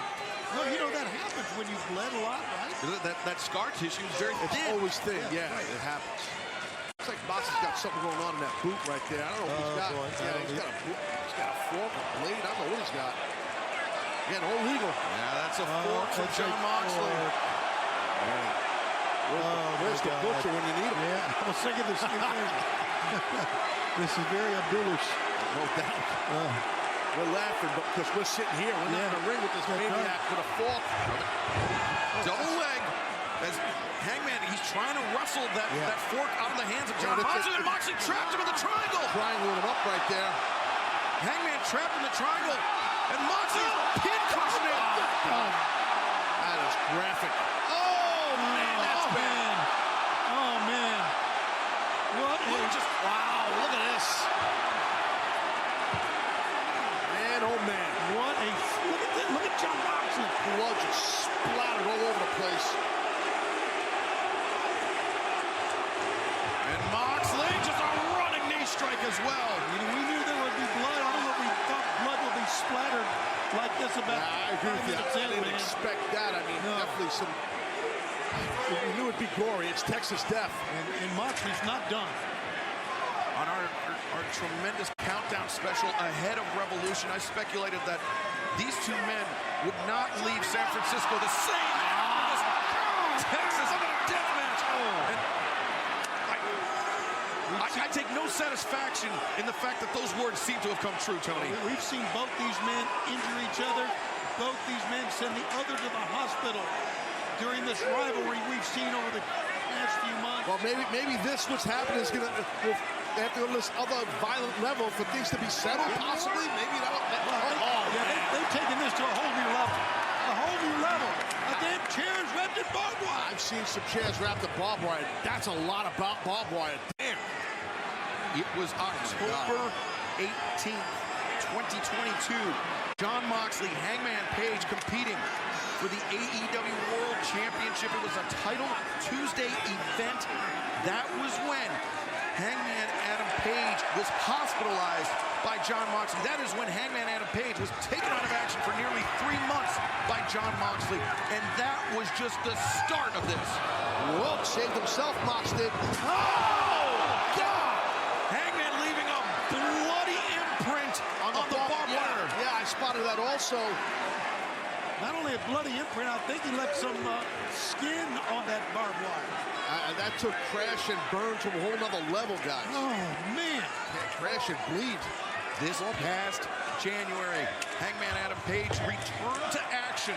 We were in the fabulous Kia Forum in Los Angeles. Look at this, guys. Watch this. Bam! Holy smokes. And Hangman Adam Page, he hit John Moxley with a shot that took Moxley out of action for 3 weeks. And now. Oh, God, on that. Single leg crab. Single leg crab on the barbed wire. His chest is going to be sliced. The single leg crab, remember, it's knockout or submission as Hangman pulled off of the barbed wire chair, and now Moxley hammering down with the heel of his boot. Yeah, see, John Moxley, he loves this. He's in his element right now. This is what Mox is about. People are horrified in the audience, and how can you blame them? Hangman struggling to his feet. John Moxley with the chair, and... The fans are just going, oh, with every blow. February 1st of this year, the rubber match between John Moxley and Hangman Adam Page. John Moxley used that three-quarter Nelson, Taz. He pinned Hangman Page, but after the match, neither man was left satisfied. Absolutely. And he beat him with a middle school wrestling move, but it was effective. Now look at this. Hangman tried to get up. He really couldn't. He kind of stumbled back down. You know, 2 chairs in the ring by Mox, set up by side by side. Blood all over. Mox looks like he just performed surgery. I know. Blood all over him. John Moxley performing surgery, but instead of using a scalpel, using barbed wire and a fork. Yeah. Look at this. The hard edge of these chairs. He's going to tie those chairs together with the barbed wire. The fans can't believe what they're seeing. I'm telling you, both these men have been so resilient. They've sent each other to the hospital. But guys, we are seeing a whole new level between these two men here tonight. Something we've never ever seen. Oh, what a counter here. What a counter by Hangman. Yeah, he hoisted up Moxley. Desperation out of Hangman, but Moxley using those elbows, and now again the right hands. Whole new level of violence. I don't think anybody here is surprised. And on the broadcast Moxley table. biting at the head of Hangman Page. Wait, Hangman. Oh my God! Oh God! Oh, watch out! Oh man! The The power bomb onto the chairs, wrapped in barbed wire, and Taz. That could have been a catastrophe. Somehow even worse for Moxley if Moxley's spine hit where the chairs were joined. Look, a glancing blow. Exactly. Mox would have been split in half. And look at this again. Look at his impact. The chair just got wasted. Now, in the left, you see the 10 count being administered to both guys, but finally, they're both up. Moxley to his feet, but only by rolling out of the ring. Hangman, just a kick to the back of the head. Open shot. Notice how Moxley's posture changed. He dropped his hands as soon as that kick landed. Yeah, it was a shot right to the skull. Sorry, Tony, go ahead. Look at the cuts on the Hangman's back. I mean, you can't see him that way. Yeah, I saw it a second ago. You're right, though. Now what? What is he doing here with this barbed wire? These guys are figuring out new ways to use barbed wire. Wrapping himself. I'll tell you that. Hangman Page wrapping his torso in barbed wire. Look at that. See the cuts? That's the barbs digging into the back. He's going to moonsault! Hangman Page! Glory Horror moonsault wrapped in barbed wire! Oh, and he cut his torso with that as well. He's holding on. You see he's holding on. Yeah, no shocker. You can see it right there. He's split right under his pec there, under his chest. There's going to be some serious downtime, I think, with both these men after this. Man, they need to recoup. If they survive. Yeah, good call. Paul Turner giving the 10 count to Moxley, who is struggling to get up to his feet to beat the count there. He does. Moxley, man, they just... Yeah, you see now, whatever Hangman has in mind, just as if there's not enough weapons, there's another chair out here. He's got it out here on the outside. Well, you know, Chaz, as you know, in wrestling, in a regular wrestling match, sometimes you improvise with your offense. Yeah. He's improvising with violence here. He's improvising with... Yeah, I've had experience using furniture as a weapon during a match. I've done it many times. Not much with barbed wire, but a little bit. But I've seen guys do it a lot. Oh, Moxley with the cutter. That was great. Just waiting on him, man. Just waiting on the Hangman. And Taz, there are competitors that when they see their own blood, when they taste that iron in their mouth, they shrink. Jon Moxley, it makes him even more violent, more vicious. It does something to you. Been there. You know, I'm telling you, and it does something to you when you feel that blood. And you're right, some guys have and do fall apart when they bleed. Neither of these guys, not just Mox. Moxley still looking under the ring for something. Meanwhile, Hangman... You can see those cuts all over Hangman Page's torso, underneath the left pec, as you identify, Taz, and you can see all across the back as well. God, this again a whole new level in the back. He's got a chain, guys. He's got a chain. He had to go deep for that one. Big ass chain. He's got a brick too. Two bricks. A freaking brick. Couple of bricks. Got a big chain. What? Again, Texas death match, all legal. I can't remember when I've ever seen a brick. I've seen it, okay, but it's rare. It's rare, and he's gonna shatter his man's hand. He's gonna shatter his hand. Hangman. Oh, look at that! God. Oh! That's it. Hand's got to be broken. All those little bones in your knuckles. Just think about that. Paul Turner giving the 10 count to Hangman.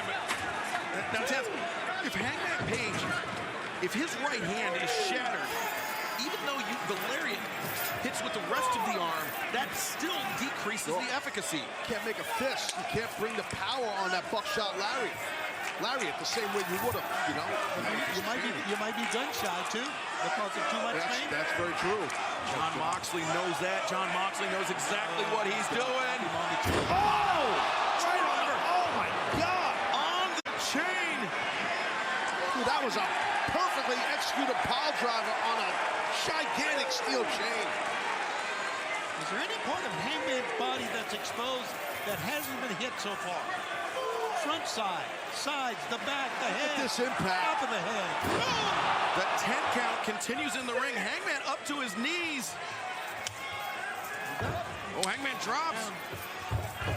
But it was enough to reset the count. Hangman. Oh, wait. Hangman's getting hog-tied with that chain. Well, as a cowboy, he should be very familiar with this, but not on his own body. And right across the cheekbone right there, clasping his hand with that S grip, wearing him out. Oh, but Hangman. Oh, he's biting the hand he's got. He's biting his thumb. That's a desperation move, but damn it, it's working. And boom! Oh, Hangman, a shot. And that one dropped Moxley. Even an open-handed palm strike, Taz, when delivered well, even with a potentially broken hand, can drop a competitor like Moxley. Catch somebody on the button, on the jaw, but it might have motivated Jon Moxley here. What more can they think? What more violence can you think of here? Well, he's thinking of something right now, Taz. I don't know what he's thinking of, but he's got something. Oh, it's the barbed wire board. Exactly. Put it across the stairs. Moxley making a barbed wire bridge. Exactly, like a table, and trying to do some kind of offensive move to Hangman. That hurts just looking at that. You're not kidding. You know, Jon Moxley, he's felt. Oh, that hand that was crushed in the brick.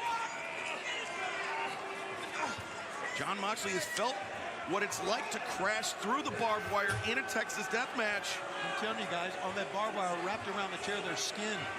I think you're right, man. You can see there's something. I think it might be hair. You're right. Wait, Moxley, he landed the pile driver on the chain already. Now thinking pile driver on the barbed wire chair. No. You might be thinking dead eye. Oh, wait, Moxley looking for the sleeper. Back drop suplex. Moxley up to his feet.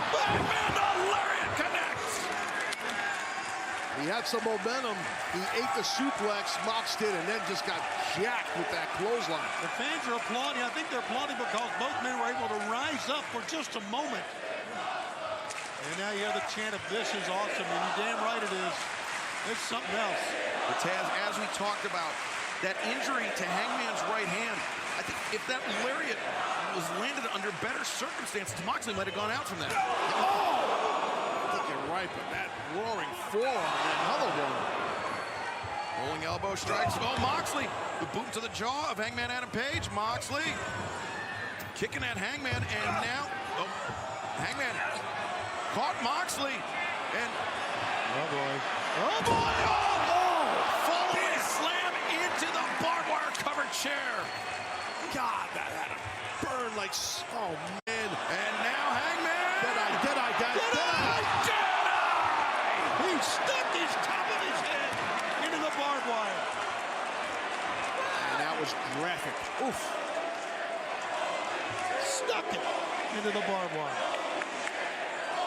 Oh man, I agree with the fans. Jon Moxley's neck, head, face looks like it was in a blender. What man, oh man. Hangman Page up to his feet with the assistance of the ropes. Moxley desperately struggling to try to beat the 10 count. Oh, Moxley dropped, his head dropped. Whoa. Look at Mox. Oh, Moxley, he was up, he beat the count. But slip what he did there. Oh, Hangman. Over the top. Moxley into the barbed wire. Got bit again with his own weapon that he set up. And did you see how they're gonna blood pour? You gotta get him out of there. He's stuck. Let's take a look at this. Watch when Moxley's eyes bug. He didn't realize at first what had happened, and there's that moment, the realization of the barbed wire piercing his skin sets in. I think you nailed it, Excalibur. You're exactly on point. He literally had to peel himself off that barbed wire. Peel his skin off that barbed wire. Look at this. Moxley breaks free. The back of his head is split open too. Paul Turner at 7, now 8. Moxley up. You can see Moxley. He's up, yeah, he was up outside. He was very unsteady when he did make it to his feet. Hangman moving slowly, but he's moving with purpose. He's got an idea. Hangman's got an idea. Oh! Moxley, very simple counter, Taz. Yeah, you just vibrate those ropes when you hit them. Next thing you know, you land right there on your midsection, and now Mox, oh, look at this double underhooks here. Oh, the nails! And look at the trail! The trail on the back! But Hangman, Moxley trash talking. Bounce fair play. Look at his back. Oh, Lordy. Hangman with Moxley. God, this guy's just got to be careful here. On the shoulders, but Moxley is hammered. Oh, Moxley, he grabbed the barbed wire from down below, and oh! No! Oh, look at the punch ripping the skin off of the back of Hangman. Oh, but Hangman grinding the barbed wire into the face of Jon Moxley. Well, I don't blame you, dude. Take a breather. Yeah, I think Hangman's going to blast him. Oh, no, look at this. No. Oh, God.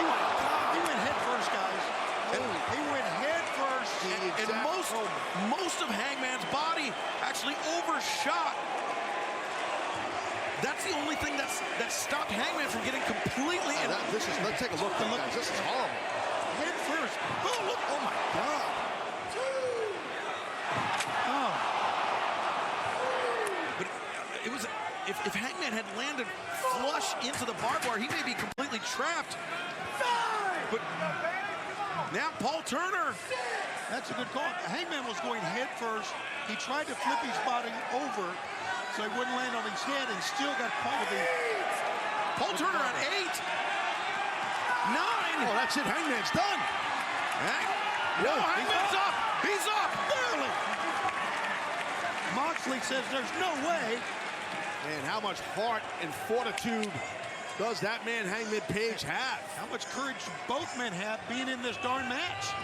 Oh, Moxley King Kong Lariat.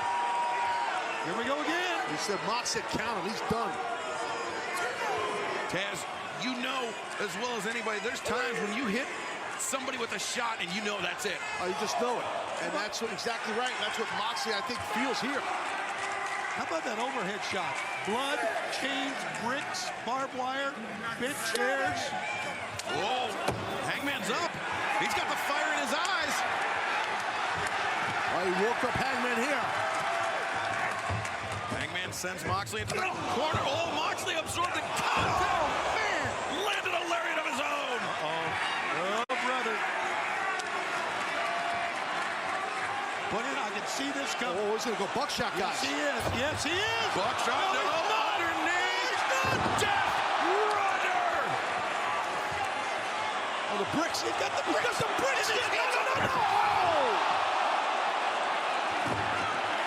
That is definitely it. You're right. That has got to be it. Here comes the count. A depraved level of violence from Jon Moxley. No, his eyes are open and moving. Yeah, but his body's not moving. Halfway.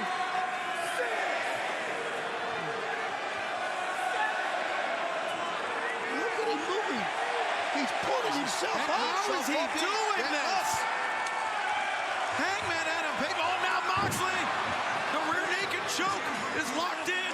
Got to get wrist control. You got to get your hands in there, Hangman, and stop that choke like that. Pull it up over your towards your jaw. Oh, Moxley changes grips. He's the S grip, but when he adjusted, that's when Hangman got to his feet. Yeah, but John's so good with submission, man. He ended up cinching it back in. I believe in this match, going to the ropes is not going to help you out at all. No, it won't, and Hangman fades. Yeah, there you go. Might have choked him out. Moxley taking a breather, but also he's got the chain in hand, I think, just in case Hangman somehow gets up. Should he need it, you're right. Yeah, he's got another game plan, but he's at 6 right now. Moxley screaming, stay down. Yeah, just stay down, Hangman. I agree with Mox. Just stay down. Don't take any more. He's up again. God. He's up again. Each man's got one end of that chain. Oh, Hangman drew him in with the chain. That was a haymaker. Hangman may have thrown everything he had left into that lariat. And now the bricks sides. I don't know what we were expecting, but we won't forget this match. Oh, no, no, no. Oh, my God, no. No, Moxley, he spotted those bricks, and now Hangman out to his feet. Got his own rear choke here. Got that strong gable grip, and now using the chain. Again, this is obviously illegal. Hangman with the chain. He's wrapping it around Jon Moxley. Moxley was fighting for that chain that time with that right arm. And low blow by Moxley just out of sheer desperation. But again, it's legal. Darn right it's legal. Why not use it? Yeah, I agree. Smart. I mean, not popular here with our live audience. Yep. Man, look at this. Man, it's just, he looks like he just fell out of an airplane. Brick in the head of Moxley. Knocked him out there. Let's not forget the brick that Moxley introduced in the match from under the ring.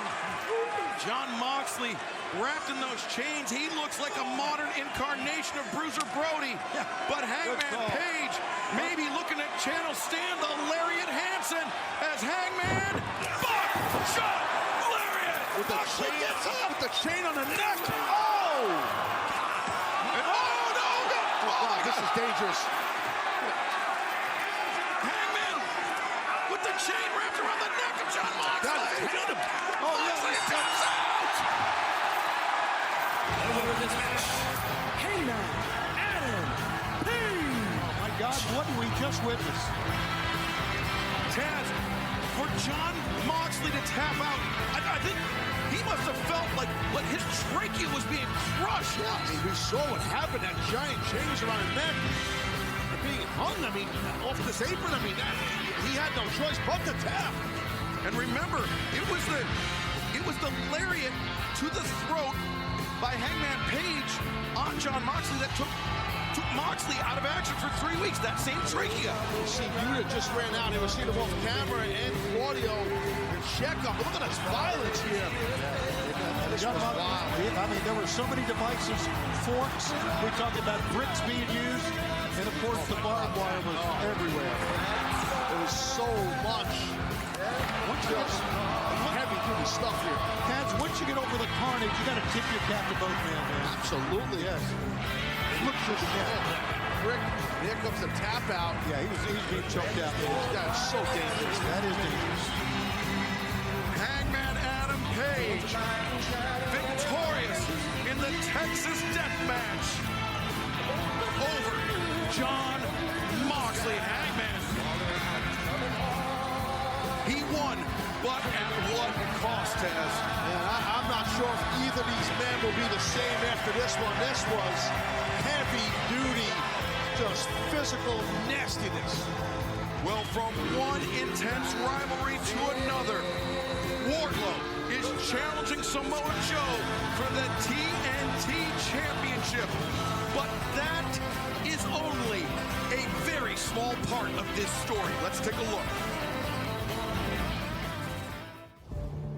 Honestly, I was blank, man. I was numb. As if it's not enough, Joe with those scissors in his hand. He took the only thing that he knew I had more of an emotional connection with than anything, and that was my head. If you pull back on Joe just this much, you're in trouble. I just never fathomed anyone taking it to that level. Sometimes you can really push somebody into that mindset that you've got them shaken on the inside, but sometimes you get the other side of that where you now awaken that monster that's within them. So there's nothing left he could do to hurt me. Wardlow, at AEW Revolution, my friend, you will have a revelation that you stood in front of the one true king of television, and you were found wanting. At Revolution, Joe, I am going to kill you.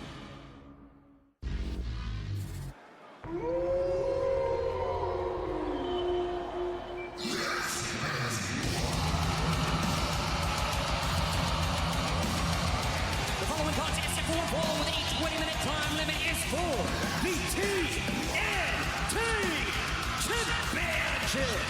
Introducing the challenger from Roland, Ohio, weighing 277 pounds.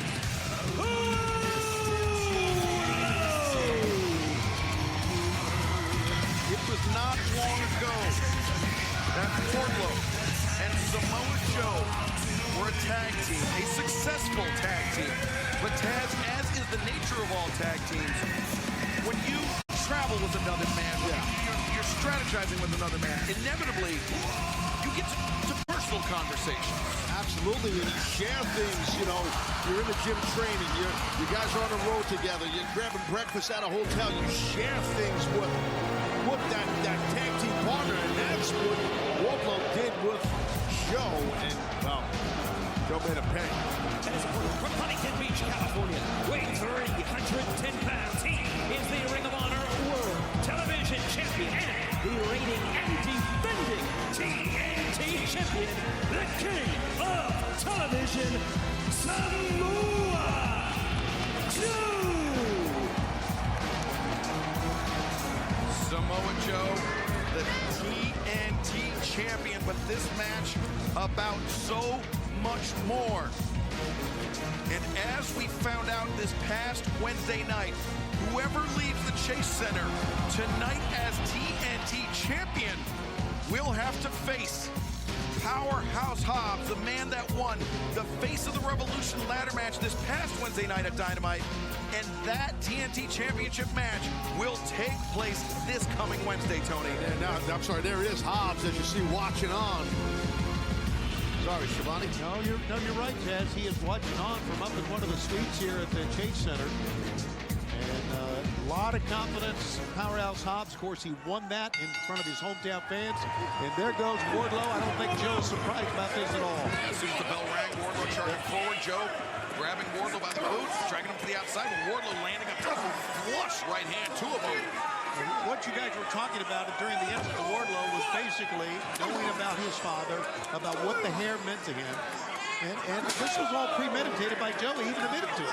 Yeah, I mean, the thing is Wardlow too trusting, or is Samoa Joe just a different type of devious? I think it's the other. I think it's the fact that Samoa Joe has been in this business a lot longer than Wardlow, and he kind of just sucked him in. Yeah, I think you're right. I agree with Shivani. I know Samoa Joe very well for a long time. Wait, watch Joe here. He can move. Samoa Joe, the elbow, suicida.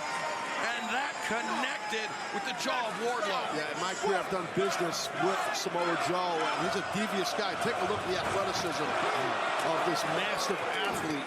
You get that weight running, that speed, and launching. My goodness. He's a physical beast for decades, is Samoa Joe. That elbow is a technique inspired by Mitsuharu Misawa, one of the legends of Japanese professional wrestling. But Misawa, he was not an athlete the size of Samoa Joe.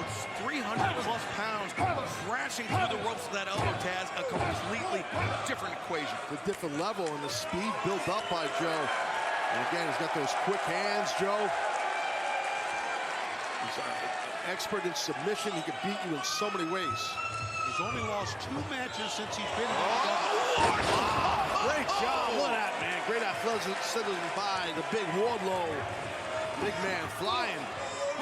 Shoulder being driven into the midsection. Wardlow. Wardlow spent over 130 days as a TNT champion with 7 title defenses. If he could capture that title tonight, we could be on a reign of terror again by Wardlow.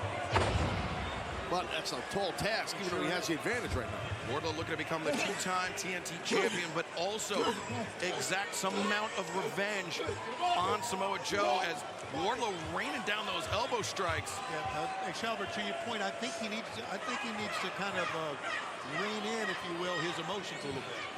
I get it. He's upset, he's mad, but his want is to be the champion. Oh, snap!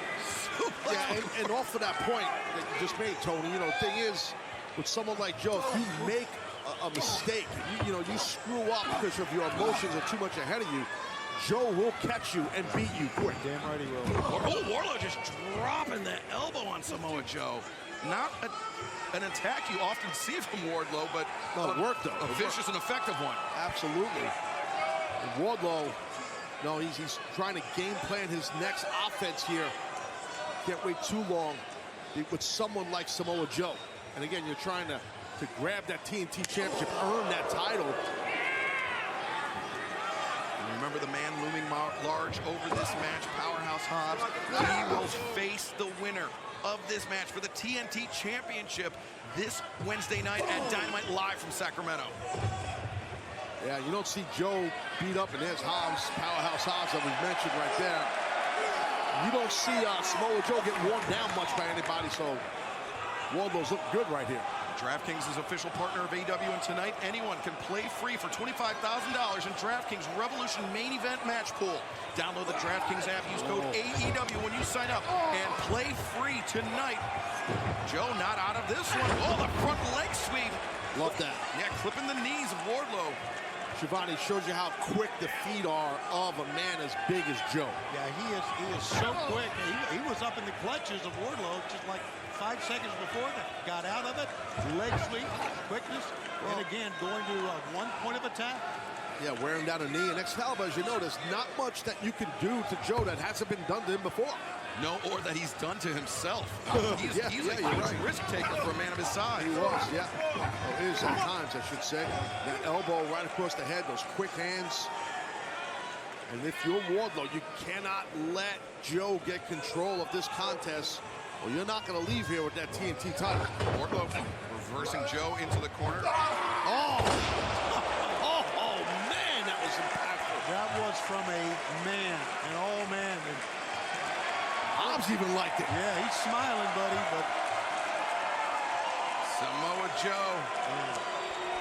Guys, I think we can safely say that we've had some of our greatest matches. This is our 4th Revolution. Some memorable moments in the last 4 Revolutions, counting this one. Oh, this has been an awesome show. We're not even done. I mean, this has been great. Everything's just been awesome on Revolution. Revolution is never disappointed. Never. Yeah, we still have the 4-way match for the AEW World Tag Team Championship and our main event, the 60-minute Iron Man match. MJF, Bryan Danielson for the AEW World Championship. Can't wait for that. And the tag titles. And look at these two men here going punch for punch. Joe, man, that kick just crumbled Wardlow. Sure did. Powerful round kicks. And now leg lacing here, clasping underneath the calf, which pulls your patella, your kneecap up. And not only that, if you now a heel hook. See that? Yeah, and Wardlow get back to that camera shot. Wardlow forced to grab the rope, and he was barking at the referee to make Samoa Joe let go. Well, it was quickness, smart, I should say, by Wardlow to get to that rope, because that heel hook was coming in heavy. We saw Joe clasping it, but Wardlow did grab that rope, which was smart. Joe, those jabs. Wardlow. He's absorbing those jabs. See, he's up on his feet. Wardlow up to his feet, and the spine buster on Joe. Wardlow, he's a big intensity guy. He feeds off of his own intensity. I respect that. I like that in a man. So a lot of times when you like that, look at the power here, man. Wardlow, even on that bad leg, gets Joe up. The F10 from Wardlow. Not many people get Joe up like that. And dump him. Yeah, and dump him. And now Wardlow maybe thinking senton. Wardlow gets his footing. Yes, son atomico. Can he get it? Can he get it? Wardlow, 2, and no. Joe kicking out. Joe popping that shoulder up right there. Mark of a real champion. When you're in bad shape, you're about to lose. Let's take a look at the athleticism of this massive athlete named Wardlow. It was on target, Taz, but it takes more than that to keep Joe down. Easy to say now when he popped up, but I really thought. Wardlow, he reared back for that lariat, but Joe now trying to make the challenger go to sleep. Wardlow staggering. Joe drags him down. Those legs in. Wardlow might be done here. And Wardlow's left arm is trapped too. Got him. Wardlow, he's grabbing at the wrist of Joe. He's smart. Taking some of that pressure off, but not all of it, Taz. Yeah, you got to try and turn your thumb out to pull his hand and wrist off your throat. Yeah, but it's that big bicep against the side of the throat, right? Big, exactly. Yeah. Big, thick, strong guy. Wardlow reaching, but his hand, you can see his hand is drooping. He's fading here, even though he's in a rope. Wardlow's fading. That's it, man. No, Wardlow's still in this. Just got to scoot your hips. Got to scoot your hips. There, you see his hips? Just break the plane. That's the There you key. go. When you scoop your hips, scoot, I should say, your body gets to that bottom rope. A surge of energy from Wardlow, getting to the bottom rope to force the break, Tony. And obviously some disappointment. You can see that Joe slammed his hand on the mat. Now he's got to rethink his strategy, man. I think he's surprised that Wardlow got out of that. I think you're right, but I also think, knowing Joe, he's processing that fast, and he's got something devious in mind.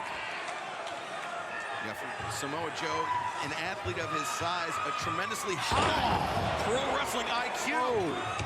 But now Joe, the lateral press, Wardlow fires that shoulder up off the mat. Forced that. He just drove. Joe drove Wardlow. Man, and Hobbs is looking on like, wherever it is, I got him come Wednesday. Yeah, he's cool looking, isn't he? He's ready to go, brother. And this is going to be a fight, and that's going to be another big one. Yeah, an unenviable task for whoever walks out of Revolution as the TNT champion. Joe thinking muscle buster on Wardlow. Yeah, basically, we got 3 days to heal up. Yeah. Oh. Sacramento's right around the corner. Thudding chop. This is going to be a loud thud. I think he's going to skip. Right, Wardlow. He had his body. Oh, look at the power. Power bomb on Samoa Joe. A loud thud. That was. Oh, look at that. Wardlow turns Joe over, but Joe. A haymaker lariat. Well, Wardlow wanted a power bomb. That's why he rolled him up like that. And Joe knows almost better than anybody what the prelude to the Powerbomb Symphony looks like. Bingo.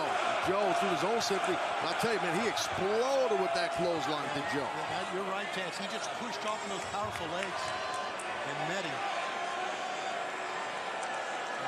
Samoa Joe, maybe the Powerbomb Symphony of his own. I think you're right, Escalver. That's what he's doing. Here we go. Oh. Wardlow escapes. Headbutt. Wardlow. Oh, dragging Joe down. Got his own rear choke in here. This is not typically Wardlow's forte, but he's trying to put Joe to sleep. Got the hold in right, got the legs in, the grapevines are in. Wardlow's got him in a great spot here. It may not be his forte, but when you got powerful arms like that, why not try to use it? But he's also using proper technique, and he's going to get the win here. He did it! Choked him out. You could see it. He had him. We got a new champ. The winner of this match. Wow. And new TNT champion, I cannot believe I just saw Wardlow put Samoa Joe to sleep with Joe's own sleeper, Taz. After Joe tried the symphony on him, man, who would have thunk it? He locked in his own choke. Wow, great job by Wardlow. We know that this means on Wednesday it will be Wardlow and Powerhouse Hobbs with the TNT Championship on the line. Tony, this could potentially be the shortest reign of any TNT champion yet. You're right, 3 days. He's looking right at Powerhouse Hobbs. Yeah. Looks right at him. Those two big bulls are going to lock horns in Sacramento this Wednesday on Dynamite. 3 days, you heard Hobbs. I think we need to also reference the fact that the first thing that Wardlow did was point up stairs to his father. Obviously, a very emotional night for him, but we can't rest, guys. We can't rest as a champ. No rest for Wardlow. Not when someone like Hobbs is lurking and ready to get you. That's going to go down, like we said, in 3 days in Sacramento on Dynamite. It's going to be wild, man. 3 days time, the Golden One Center in Sacramento, California. We know that Wardlow will put his newly won TNT Championship on the line against Powerhouse Hobbs, the face of the Revolution. But the title matches continue here tonight. And this time, it'll be the AEW World Tag Team Championship on the line in a 4-way match. Can the Guns retain with the deck stacked against them against Jay Lethal and Jeff Jarrett, the former champions, the Acclaimed, or against Danhausen and the AEW All-Atlantic Champion, freshly squeezed Orange Cassidy?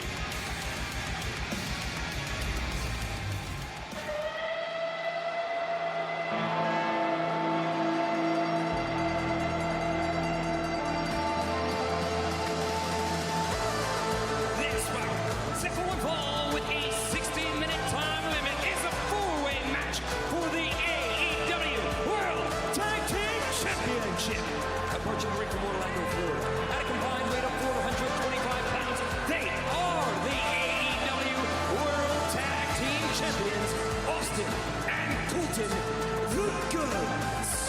Traditionally, Dash, champions enter last, but it's the champion's prerogative to pick where they come out in the announcement order. And the Guns, I think they want to show everyone that they are the focal point of not just this match, but the entire tag team division. I think you're right, and I kind of like what the Guns did. I like them coming out first and setting the table, saying we're the guys you have to beat. They are brats who just want attention. No, they're not brats. They're the World Tag Team Champions. Brats. No, they're not brats. The challengers first, being accompanied by Sanjay Dutt and Satnam Singh, the team of Jay Lethal and Jeff Jarrett. What a sartorial collection here on display as Sanjay Dutt, you see that golden globe. They have an oracle on, or no, it's a pencil this way. I think they had an oracle. It's not an oracle. What do you call the thing on the eye? Monocle. Monocle, oracle. Oracle was where the Warriors used to play, but now they play the Chase Oakland. Okay. Glad we cleared all of that. We cleared it up. He's got a monocle. I do have to say this for Sanjay. At least he doesn't have that suit he had on during 0 hour. Jay Lethal, Jeff Jarrett, 2 Wednesdays ago at Dynamite, punched their ticket to this match.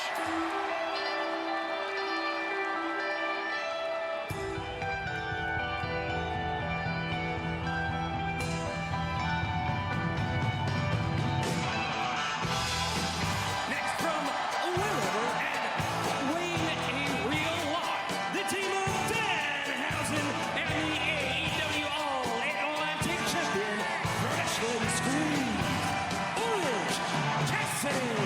Okay, Danhausen is trying to dress up like Orange Cassidy. And Orange Cassidy in the jet black. Yeah. It's rare you see someone wearing sunglasses while they're wearing face paint. That's a rare thing. The AEW All-Atlantic Champion, Orange Cassidy, and Danhausen winning. All right, well, if you are right now, Danhausen and Orange Cassidy, you realize Orange Cassidy, the hottest singles wrestler in AEW, a tremendous winning streak, now has a chance to become one half of the AEW World Tag Team Champions. The Acclaim,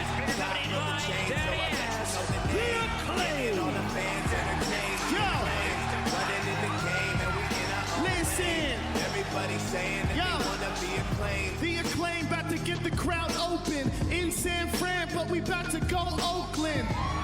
In the Golden State, giving golden showers. Ass boys got the belts, but you know it's ours. Y'all are just the weakest champs, looking like a single mom in your cheetah pants. Y'all are a-holes with some beat talent. Hey, yo, Jeff, man, you forgot your C. Alice. sit down, Shivani.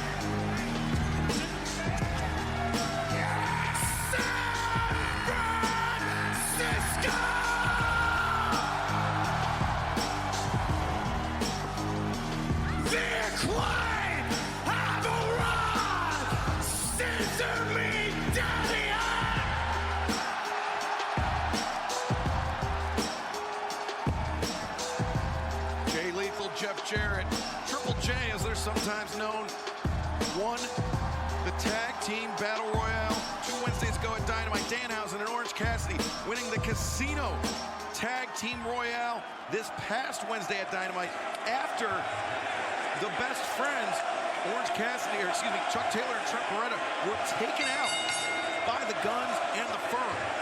Before this match gets underway, that person that had that San Francisco Giant logo with scissor fingers, kudos to you. That's pretty creative. That was very creative. That's good.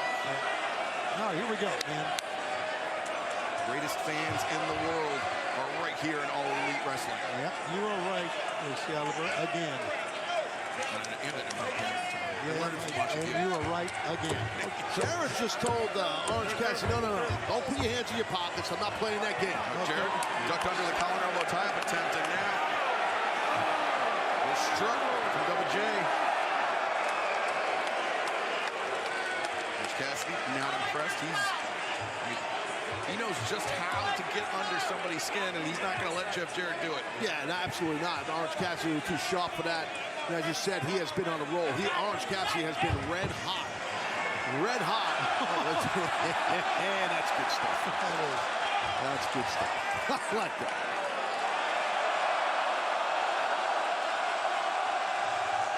Jarrett overcommits. Orange Cassidy, drop kick, takes down Jeff Jarrett. Orange up to his feet.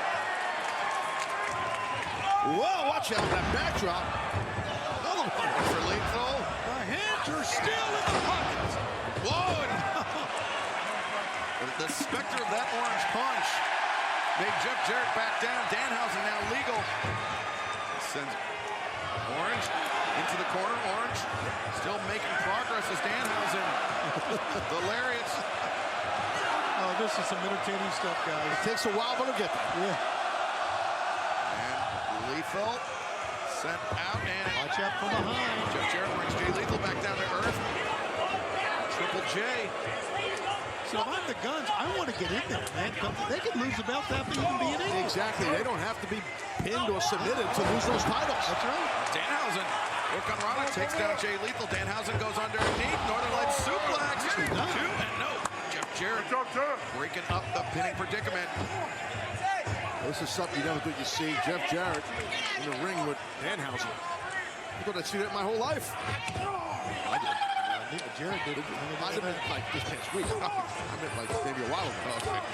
Now Colton really wearing out. Colton Gunn, one half. The AEW World Tag Team Champions. The Guns defeated the Acclaimed, but Tony, the Guns stole the AEW World Tag Team Championship. Which in my mind, and I know the Guns are in the formative years of their career, I think it would be the only way that they could cover. 2, and Danhausen able to kick out. They would have to steal him to win. Well, are you crazy? The Guns are not good enough to just beat the Acclaimed. They proved they weren't beat him fair and square. They didn't have to. They took a shortcut because maybe they felt like it. That's all I'm saying. Hey, listen, I'm not denying how great the Guns are going to be. The team. They're just kids, though. They're not just kids. They're grown men, and you say they're going to be. They're already the tag team champions. What more do you have them do, bro? You have to have them win it fair and square. While you two were bickering, Orange Cassidy got the tag. He's the legal man and goes over the top, wipes out Colton Gunn. Austin, swing and a miss. Orange DDT. Here comes Orange Cassidy. He's not done. Orange, the tope, sends Colton into the barricade. Good Austin. And could be an orange punch. He swung. No, Austin Gunn tagged out to Jay Lethal. That was smart by Austin. I love it. That was smart because he could have been pinned, but now they are not in the ring again. Well, but still the Guns couldn't lose the AEW World Tag Team Championship. Play no involvement in the finish. Yep. Watch out. Jay Lethal, one of the great veterans in our sport. Boom. Lethal combination. Great job by Jay, man. Excellent. Jay Lethal is something else, guys. Yeah, tremendous competitor for many years.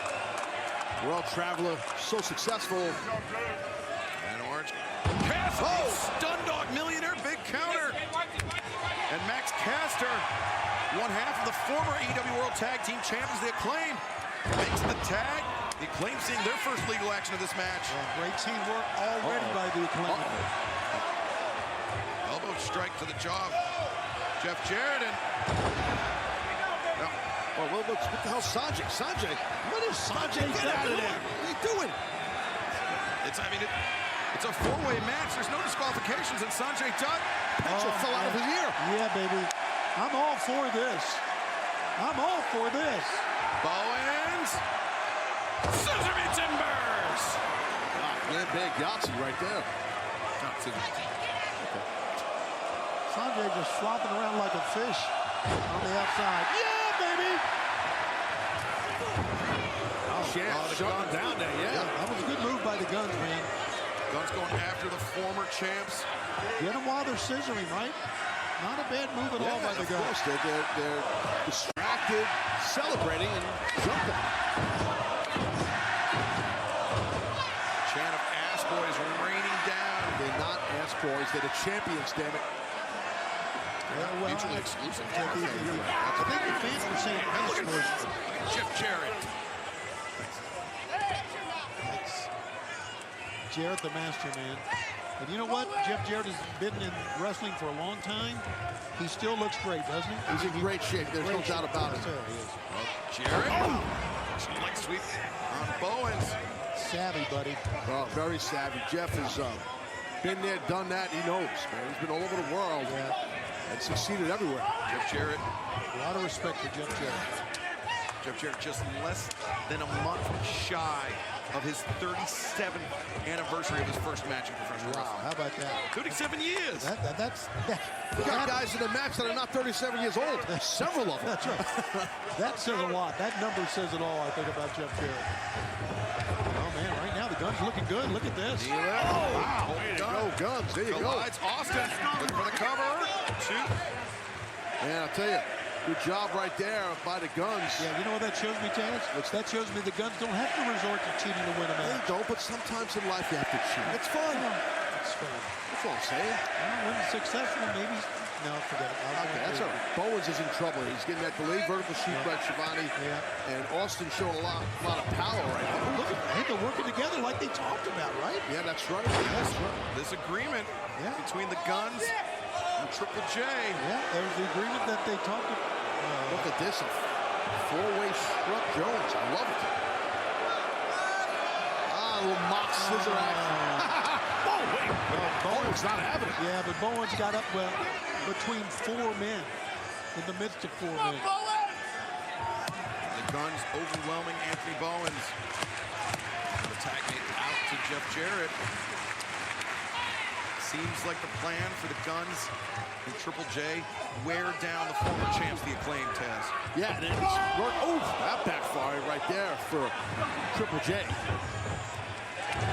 Tag made. Max Caster now legal. Lariats all around. Oh, good quickness by Max Caster there. Ooh, what a backhand. Backhand thrust, kick. Connects with the jaw of Jeff Jarrett. I have a question. What's happened to Danhausen and Orange Cassidy? I mean, they were laid out and they are still on the floor. They certainly are, but Max Caster panned that no mind. He's pulled the straps down. He's not wearing straps. I'm impressed. Max Caster, no. Good save right there by Jarrett. Again, if that would have happened, obviously the Guns would have lost those titles. Caster and Bowens would have got him back. The stroke attempted, no. Jarrett sent in. Oh, Jay Lethal. Boy, that was on target. Caster's hands were on Jay Lethal. He couldn't protect himself. Lower back, hit that apron. Oh, the Guns! Guns just turned. Yeah. On Jarrett and Lethal. So much for the alliance. Uh-oh. 1 in a billion. Satnam Singh. Oh, Lord. Ooh. Oh, my God. He's just a ginormous man. Turn on my friends, will you? Satnam Singh. Sending the Guns crashing to the outside. Oh, Danhausen is up. And the fans are up with him. He's too big to curse. No one's too big to curse.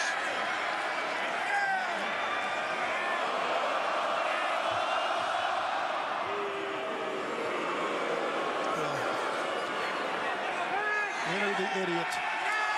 Danhausen breaking the pencil. Oh, Sanjay's pissed. Oh, he just got lit up. Uh-oh. Nope. Oh! Punch! Oh! In the low punch. Great teamwork. Uh-oh. That he is! That he is! That he is! Famous! Oh, baby!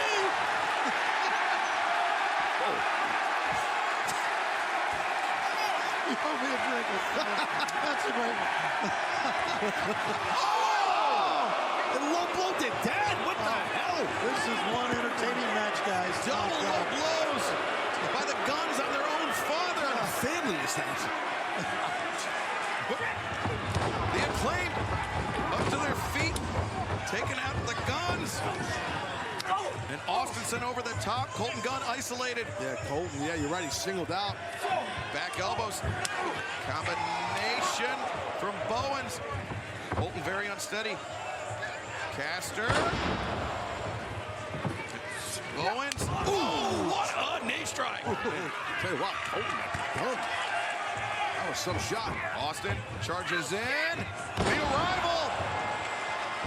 Here comes the mic drop. We're going to have new champions. Here it comes. Mike dropped by Caster. You're right, Tony, new champs. 1, 2, no! Saved. Great save right there by Colton. Colton Gunn sending Anthony Bowens into the pinfall to break it up. Oh man, this is what a night. Oh, we've seen a little bit of everything. Rolling elbow strike by Anthony Bowens. Colton Gunn. No, Colton turns it around on Bowens. There goes Bowens. Jeff Jarrett sends Austin. Oh wait. Uh-oh. Jarrett's the legal man. He hates Caster's guts too. Oh, he's gonna blast Max Caster. Platinum Max is in trouble. Jeff Jarrett. Oh no. Boot by Caster. Caster has a guitar. Uh-oh. Can't do it. Aubrey said no.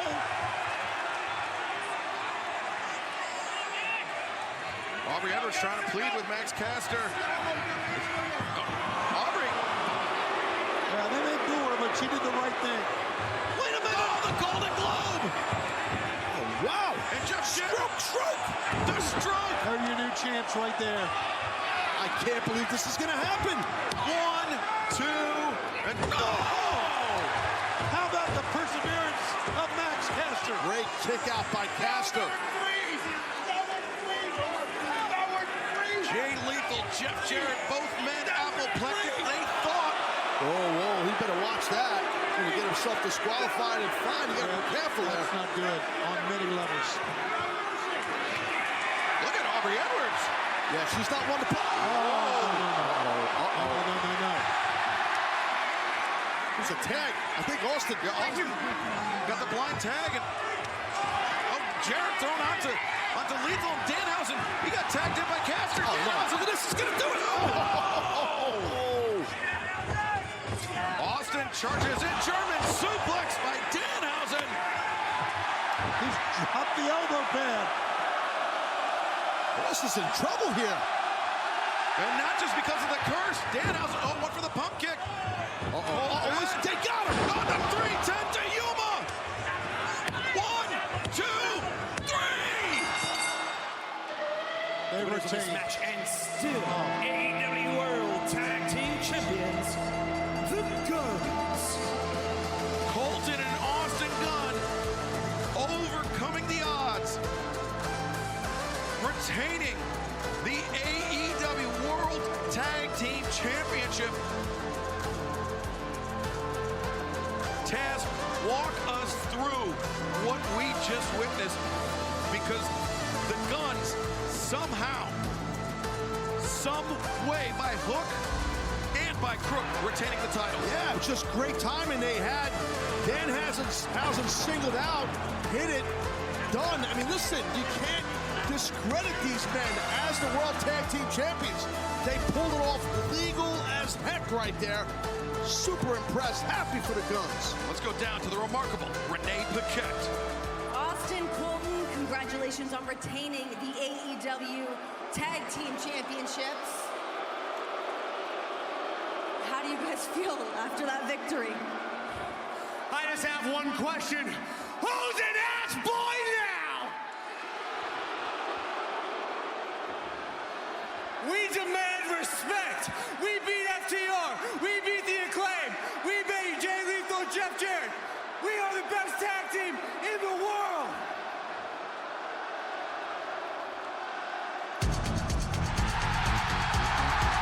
No way. Come on. Really? Really? Really? Really? Are they here? Look at the eyes of Austin. Well, the Guns, I mean, they've been mocking FTR. Maybe this is just another part of the joke. plan. No, that's after they're here. Dax Harwood, Cass Wheeler, they are back in AEW. And they look like they mean business. Yeah, looking at their target right now. Wow. Dax and Cass, here we go. Hit the ring. And now things just breaking down as FTR back on the scene here in AEW. I love it. No talking, no nothing. Just going at it. Absolutely. I feel for the Guns. They just went through a damn battle. Cass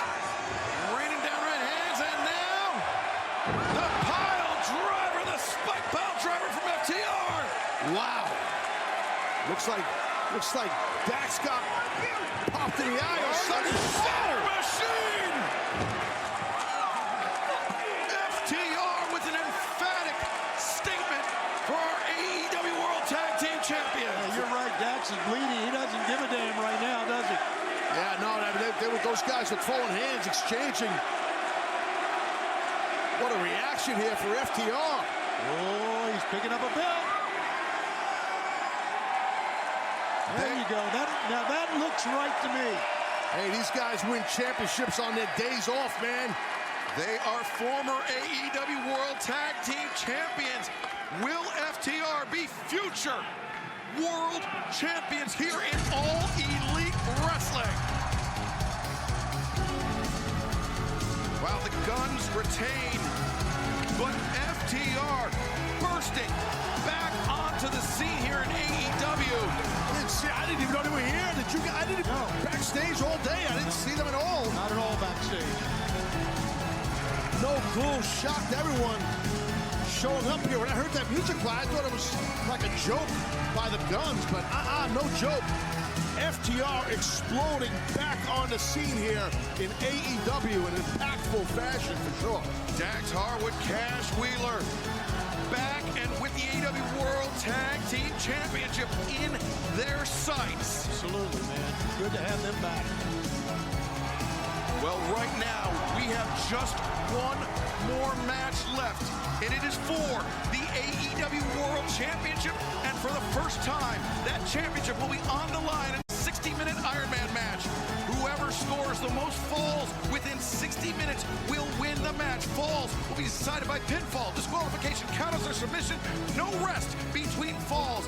Action will resume immediately after a fall has ended. It will be MJF looking to defend against the American Dragon, Bryan Danielson, who will be the top man in all of AEW. For weeks, I've been listening to you come out here and say all these different reasons why you hate me. You hate me because people respect me and you think you deserve that respect. You hate me because some people call me the best wrestler in the world, and as AEW champion, you think you deserve that. He hates me because I have a wonderful wife, I have wonderful kids, and he thinks he deserves that. You have taken every shortcut to become AEW World Champion. You haven't fought for that. When I talk about fighting for your dreams, do you know what my new dream is? Since I've been here, it's to become AEW World Champion.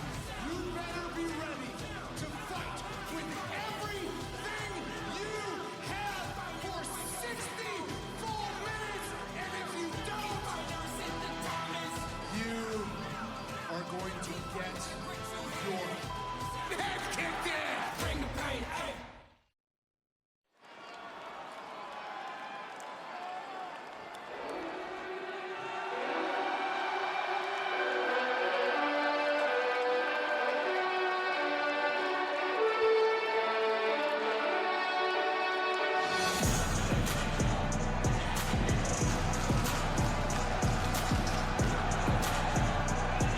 The American Dragon, Bryan Danielson, arguably the best wrestler of his generation, arguably one of the best wrestlers ever, a man who has won championships everywhere he has gone, except for All Elite Wrestling. Does that change tonight? Well, as they say, that remains to be seen, but I'll tell you this. Regarding this 60-minute Iron Man match, Giovanni Danielson is built for this. Yes. This is what he loves. This is, if they told him to go out there and wrestle for 4 hours, he would do it. He's the one who threw it out originally. That's right, he did. That's right, because he knows it's his kind of match. But let's also not forget what that shoulder has been through, and you can see it taped up. Yeah, but he looks to be a little leaner. Yeah, he does. Which is smart, because he probably amped up his cardio before going into this contest.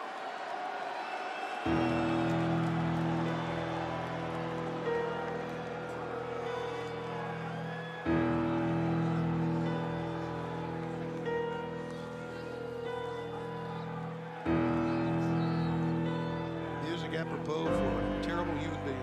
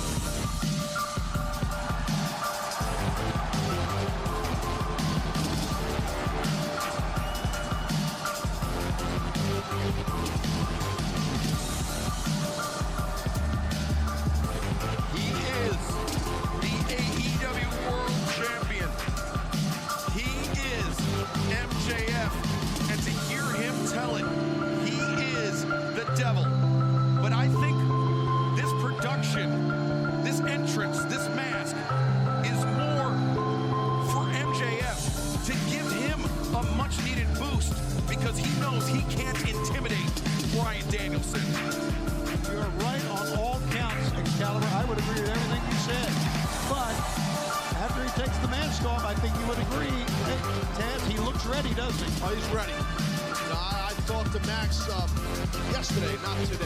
He's really been in the zone, really training really hard for many, many weeks for this matchup. And let's go down to Justin Roberts for the introductions.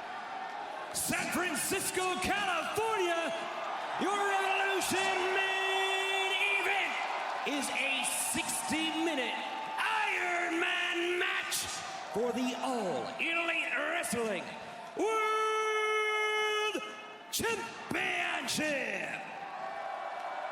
Introducing the challenger from Aberdeen, Washington, weighing 197 pounds, the American Dragon, Ryan Danielson.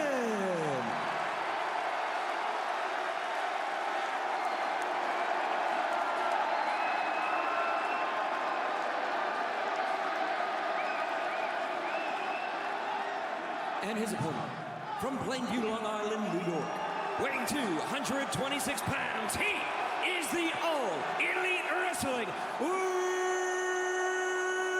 Champion, Maxwell Jacob Friedman, MJF. Wow, does he look in great shape? Yeah, definitely. Holy smokes.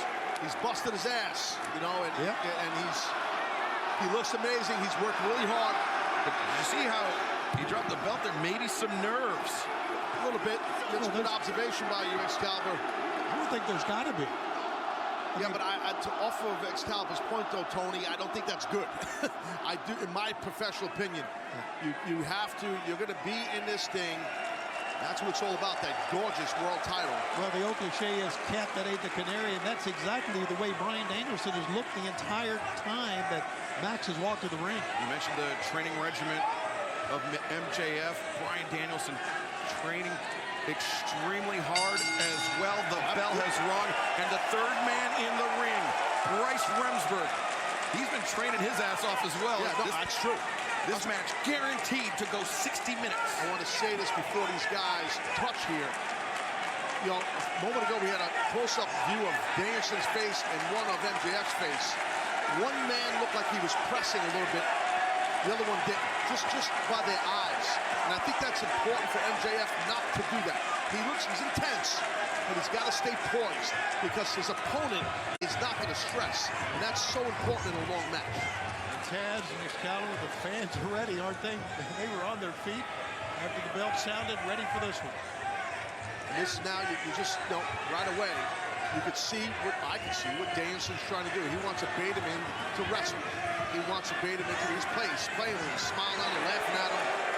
And that's smart. Like it or not, I think that's smart what MJF did. No, and I agree with that. I do. We talked about it a couple weeks ago on Dynamite, Taz, that MJF, for as disgusted as we so often are with MJF, our AEW World Champion, the man that represents this company, he's an incredible wrestler. I hate to say that, but he's incredible.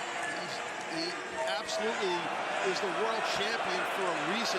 It's not just his great verbal skills. It's not just how much people hate him. It's a lot to do with what he can do between the ropes. That said, MJF has never been in this position before. MJF's longest match in his entire career was just a shade over 38 minutes. Bryan Danielson has wrestled 60 minutes on numerous occasions. He has wrestled 74 minutes in the past. Bryan Danielson has been here before. He knows how to pace himself. Yeah, and I think that's important. I mean, it's not just that he's been there before, but the pacing concept. Here's a traditional professional wrestling bow and arrow. Remember, it's pinfall or submission. Or count out, right? Count out, disqualification, and now MJF. Those type of kickouts really take a lot of energy out of you because your limbs are trapped. So this is what MJF doesn't want to do. Don't get caught in a grappling game with this man. Don't get sucked into that. And you saw Danielson smirking. He was inviting MJF to get on the ground with him. Again, look at the disposition. See his face, look at his face. That's the difference. The poise to stress. And that's in red space in MJF's head. That's what he's doing. And I tried to help MJF. Yes, I talked to him about this, but he's so intense, and he hates Danielson's guts so much. There is no helping MJF, Taz. No, and you both are right about that, but he does hate Danielson's guts, and sometimes you got to shelve that hatred, right? And wrestle a match. Especially during a match, you know it's going to be lengthy. Shoulder tackle, MJF with the weight advantage. He lowered his shoulder into Danielson. Dropped him down, leapfrog by Bryan Danielson. Hip toss by Danielson. Up kicks from MJF. And side headlock by Danielson. MJF sends Danielson into the ropes. This time, Bryan with the shoulder tackle. Leapfrog by MJF. Hip toss and up kick. Two men matching one another. Yeah, move for move here. Missed that elbow. Danielson. Nice drop toe hold there. Drop, missed the elbow. Did Danielson side headlock takeover. Good head scissor, good kick out. There's a headlock takedown for his own and a head scissor. We're having a good wrestling match right now, guys. Nice arm drag by MJF. And another one by Danielson. The fans appreciate it too. Listen to the fans.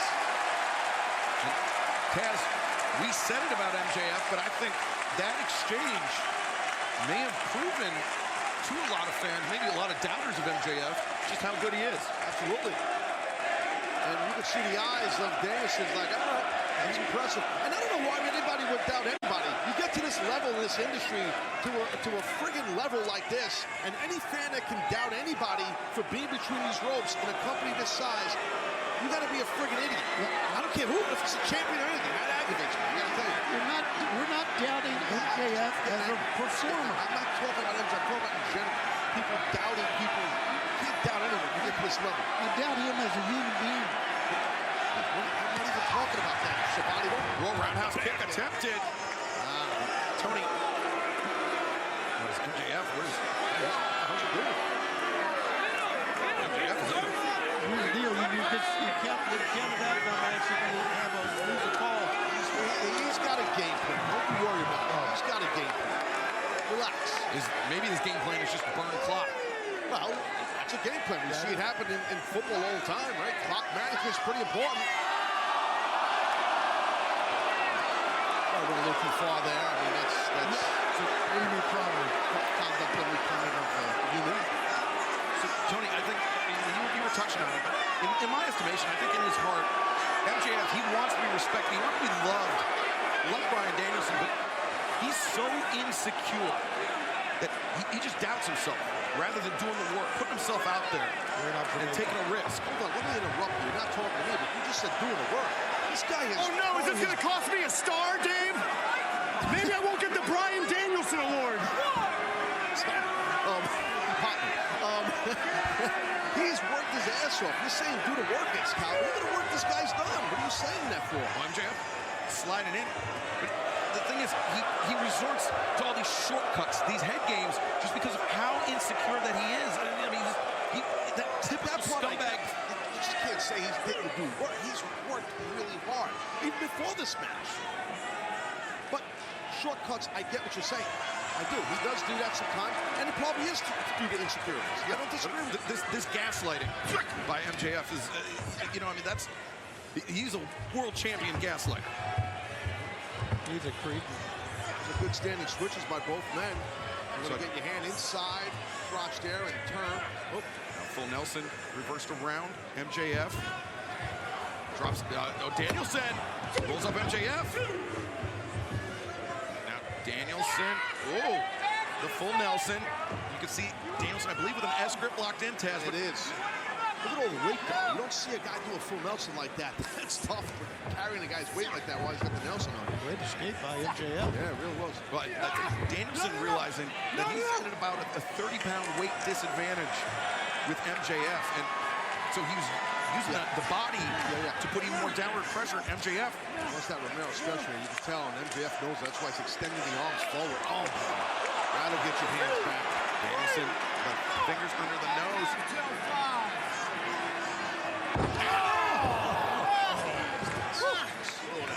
That's going to change the complexion of this match. That hurts. I'm not so sure he's going to be running on the outside much anymore. You might be right. That'll shut down the running. And here we are, the early goings of this 60-minute Iron Man match for the AEW World Championship. And MJF may have potentially suffered a knee injury just there.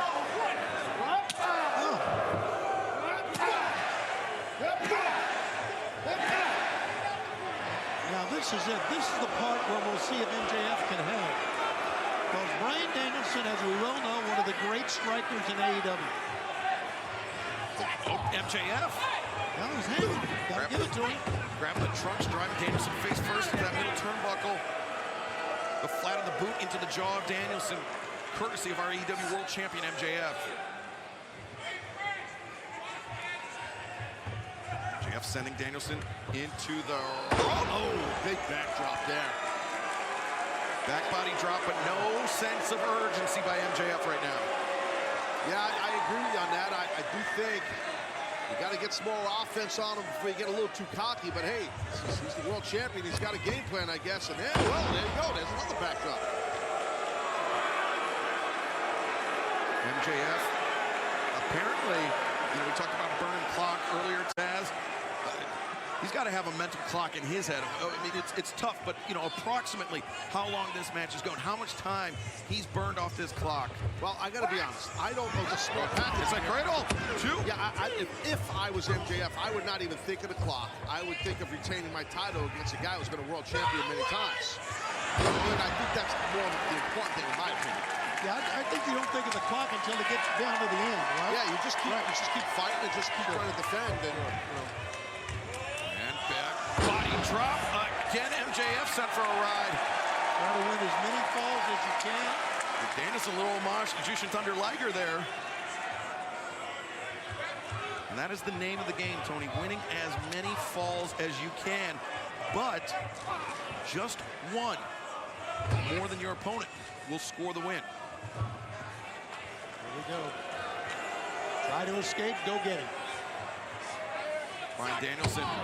Oh, the arm across the top rope. We talked earlier about how tight these cables are on these ropes. And we talked about Danielson having the injury to the shoulder.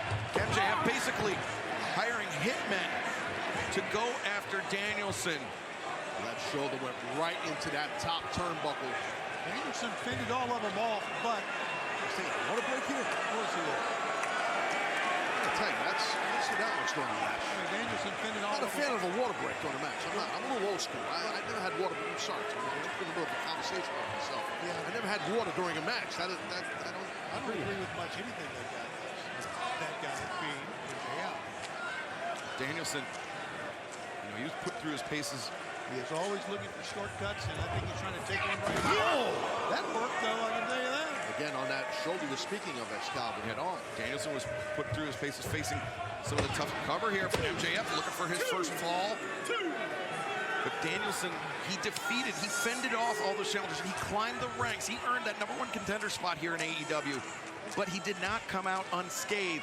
That left shoulder was specifically targeted by MJF because of the salt of the earth, that Fujiwara armbar tag. Correct. And again, with that traditional armbar right now on Danielson to wear down that shoulder and arm, the left arm, which is smart. Whoa, the hair pull. Yeah, that was really quick and smart by MJF. Salt of the earth, this guy. Scum of the earth is more like it. Come on, man. Have a little class.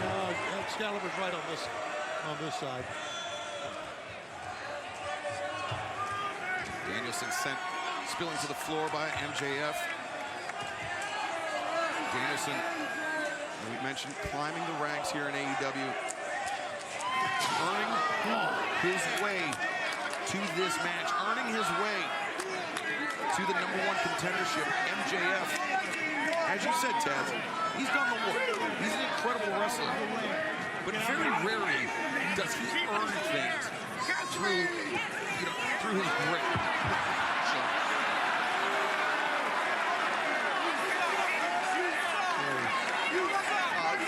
Right, I guess.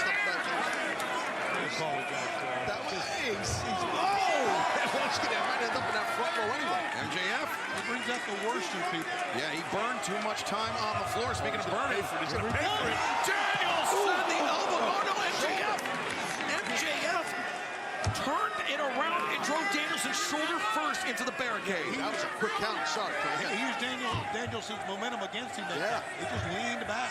What he did. Yeah, that was a great move. That was. He did it really quick out of nowhere.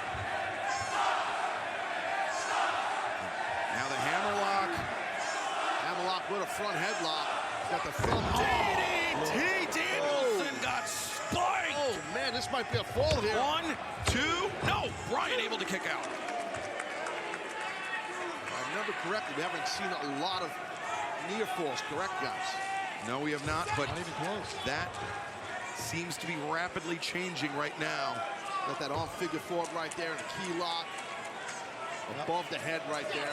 Standing, if you're standing, that'd be a top wrist lock. Yes, I'm sorry, Taz. Just trying to analyze what we're looking at. You're doing a great job, as always. But as you can see, we got the scoreboard on the big screen here. And the fact is, he is, MJF, trying to look for a submission for the first fall here. Again, working at that arm, right, Tony, like we talked about, right, from the salt of the earth, or just that damaged shoulder. Oh, look at that under the armpit while he has the control of the hand. Yeah, wrenching the wrist. And as that wrist of Danielson turns, all those joints, those tendons, the ligaments in the arm of Danielson, they turn as well. As the cover.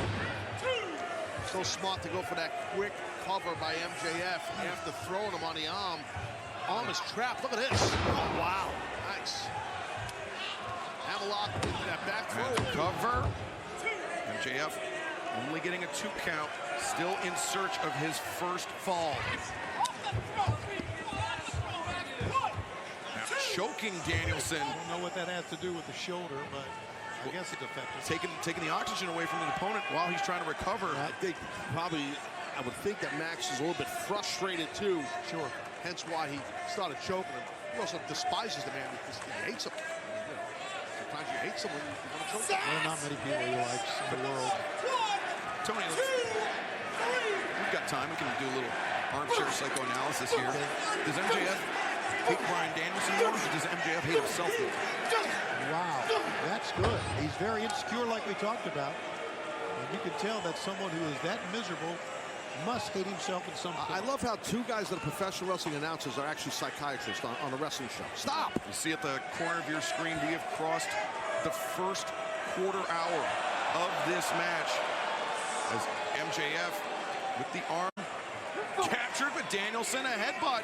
Oh, man, those are well placed, guys. He's desperate up there. He's got to do this. I like Danielson's game plan here, though. Danielson. Oh, what the hell's he got in mind? Watch out! Oh, wow! God. That was a bang on the mat, guys. He'll get a pinfall if Danielson could cover. Danielson will get a pin win, in my opinion, if he could cover, though. Did he hit hard? Oh, sunset flip powerbomb by Bryan Danielson. Those are whipping, quick, smashing. Let's take a look. You can see the quick torque. Watch this. It's like sunset, bam, right there. It's so quick and short. The impact on the back of your head and neck is brutal. MJF charges in the drop toe hold. Danielson sent MJF face first in that middle turnbuckle pad.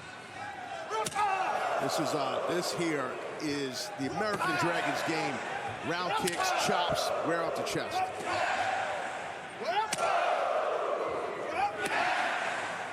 Danielson creates some distance, now closing in. Heel of his boot underneath the chin of MJF. Be careful here. Danielson the second one. All right, gonna try it a third time. And he's just dangling on the turnbuckle. Yeah, no, I think MJF's just about out. I mean, MJF, he got rocked by that sunset flip powerbomb. Last week, I believe, MJF got knocked out by Danielson on that fight outside the ring. Yeah, that was last week. Yeah, that melee and MJF out on the outside. Now, perhaps on the receiving end of the Hurricanrana. Oh, tough landing. Yeah, that was a multi-stage landing for MJF as Danielson. No. Gotta give it to MJF, man. He came right out of it instinctively. Yeah, you don't want to, fall behind here, or have a guy has a couple of covers on you, a couple of pinfalls or submissions, and then the time elapses, and next you know, you lose your title. I think this could be the psycho knee coming up here. No, maybe not. MJF is able to counter with the elbow strike, catching Danielson underneath the jaw. Stomp on the elbow. MJF perhaps looking to hyperextend that elbow in addition to all the damage done to the shoulder. Take one more look. Yeah, let's take a look here. Look at the eyes of the intensity right there in Max's face as he almost shatters this man's arm. You never want to second guess Bryan Danielson because of the great competitor he's been all throughout his career, but running into that corner may have been a mistake. MJF swinging a miss. Danielson swings. And Hurricanrana. No! Power bomb onto the knee. He's got him. 1, 2, no! I don't know how Danielson kicked out. That was impressive, that kick out. Man, that was tough landing on the back of Danielson, for the back of Danielson. And Taz, a few moments ago, we saw that sunset flip powerbomb off the corner. Well, let's take another look. Watch this impact on the spine. Wow, man. Oof. And after the powerbomb, referee Bryce Remsburg, he was given the 10 count to both men down. And that's in the event that one man is able to rise and beat the count. Correct. So there would be a pin, or there would be a fall scored if one man was not able to rise. Yeah, you're right. But look at this here. Danielson going. Danielson was looking for the label lock, but instead MJF. Maybe Boston Crab or a slingshot. No, catapult. Danielson. He can't even skin the cat, or can he? Can he? He might be having someone wait. Cross kick, he wasted too much time. I think the arm, he had a problem gripping. Danielson would have been better served dropping to the floor, taking the steps back up into the ring. All right, MJF looking for a count out. He's telling Bryce Remsburg, go ahead and count.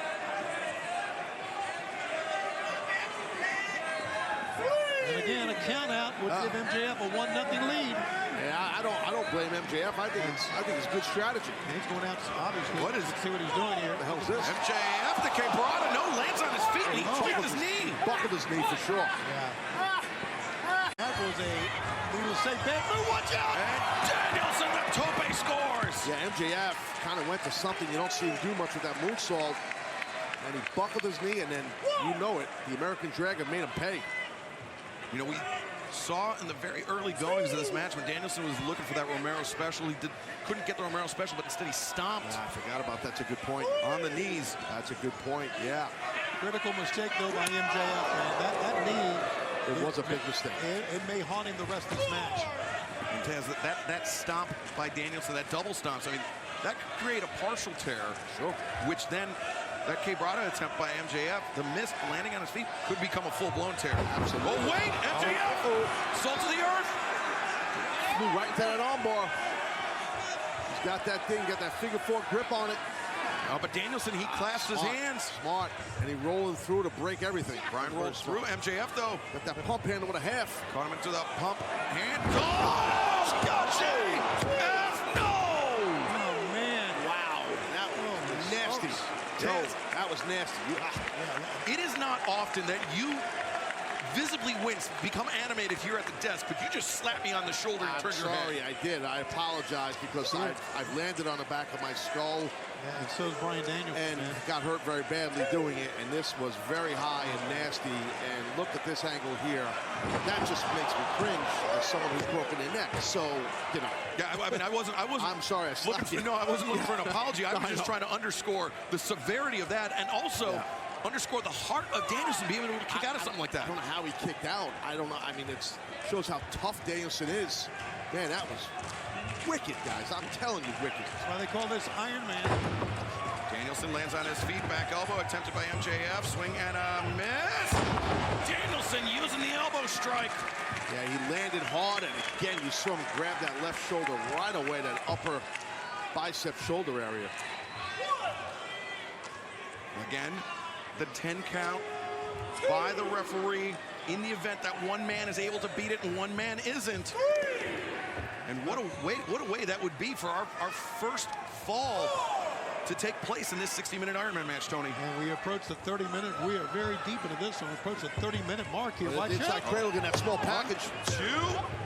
Smart trying to just capture, win a headlock takedown now. Side headlock, MJF. Oh, he tilts. Danielson down, and now the head scissors. Danielson breaks free. Side headlock once again by MJF. Danielson shoulders up. MJF drops it down. Now MJF gets dropped down. I love this because it's smart. They're forcing each other to kick out. Yes. And now a backslide. 1, 2. They're both a little desperate, to be honest, right now, in a good way. Inside cradle. 2. Oh, nice tilt right there. 2. No, not tilt. Back and forth, and neither man with the advantage. Good luck to the referee, Bryce Remsburg. Oh, no. 2, and oh, Danielson very nearly got pinned. Sunset flip. 1, 2, Danielson. This is hard. Guys, this takes a lot out of your body. I'm talking about the guys in the ring. This is physically demanding, I promise. This is tremendous. Danielson, the jackknife. To try and bridge up. Oh, MJF did it. Wow. MJF gets to his feet now. MJF thinking backslide. He's gonna get it. 1, Stacked him high. 2, no. Oh, we almost got it. But MJF maintains control of the wrist. Danielson avoided the tombstone. MJF, no, Danielson sits back and so close. Oh, man. Yeah, I applaud them both. Double leg pinfall attempt by MJF. So exhausting. I promise, those type of near falls, so many of them, couldn't even count them. Danielson lands on his feet, swing. Oh! Wow. Hey, look, he bounced back up, did Daniel? Whoa! I don't know how he bounced back up either. They got jacked. They both got nailed right there.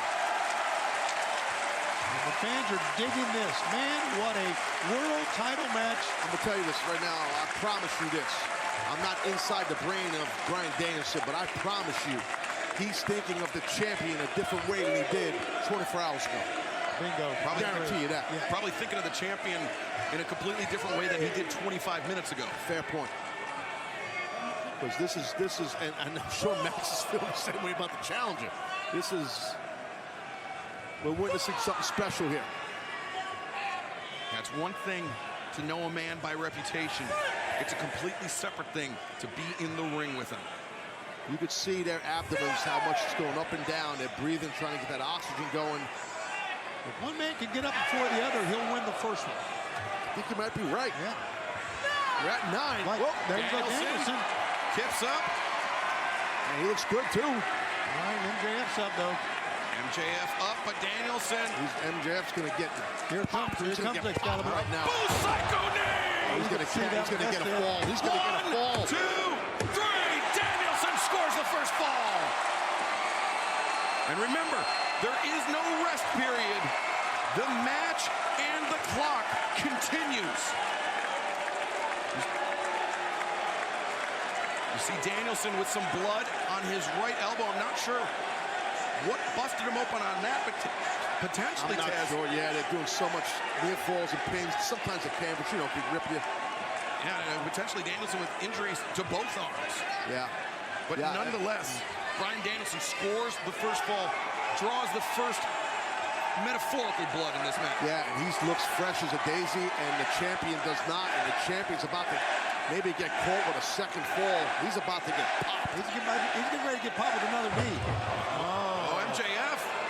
He was going to go for the Psycho knee there again, I think. Was that exhaustion? Was that desperation? Or was that strategy by MJF? Yes. Yeah. Good answer. So, that's what I think. Oh! Low blow city there, right? Low blow. And it was right in front of the referee. MJF, the roll-up, 2 and 3. And now he covers 1, 2, and 3. Oh! 2 quick falls in quick succession. 1, 2. No! Danielson kicks out. And all of a sudden, MJF bolts into the lead. So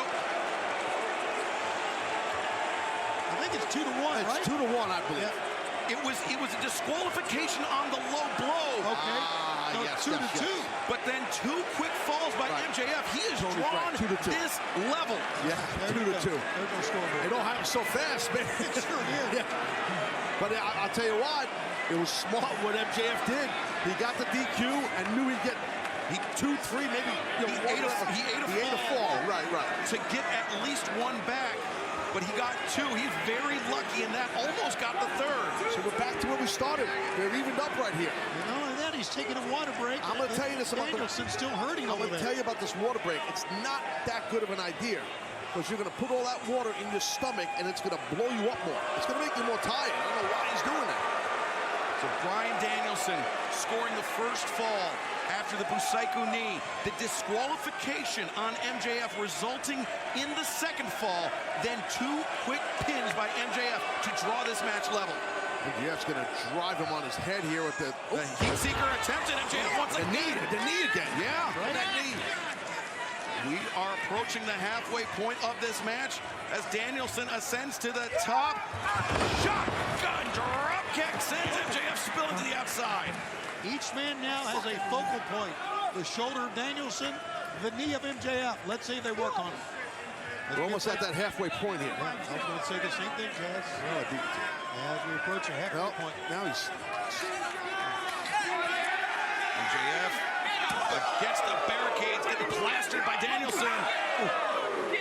It's like we were saying, you know, smart strategy by MJF. He was down 1-0, then he got that DQ, 8-1, like you said, Excalibur, and then boom, 2 quick. It was smart. It was just smart what he did. And with no rest period, I mean, that's how MJF was able to score those in such quick succession. Imagine if Danielson had, 30 seconds to recover, like in some Iron Man matches. You see right there, breaking the count was Danielson, and that's a great point by you, man. Yeah, it shows you how quickly things can change in this match. Yeah, you know about the no rest period. Oh, God. Oh! Wow, you heard that. A collision on the outside, the lariat, and the lariat caught Danielson, but you saw when he was on the ground, he was clutching his shoulder. Yeah, you know, when you get hit with a clothesline, it does affect your shoulders. You feel it in your upper body. So, but he landed hard, right? So he probably landed on that area. Well, you can see he's going to take a running start here, seemingly. I don't know how much. I don't know if that's a good idea, though. With that knee, you're right. Well, here he comes. Yep. Oh, but Bryan comes back with the lariat. Yeah, these guys are just bodying each other here. I saw him, and he saw it too, did Danielson. Man, those are shots. All day ever. While Bryan Danielson peppers MJF with those kicks on the outside, we have officially crossed the halfway point of this. Oh, my goodness. Now you got to get him in the ring, get a cover. Get him in the ring, Danielson. And you know what Danielson did? Not only did he go into the ring to create some distance, to build up some more momentum, he broke the 10 count on the outside. Yeah, so smart as a ring general.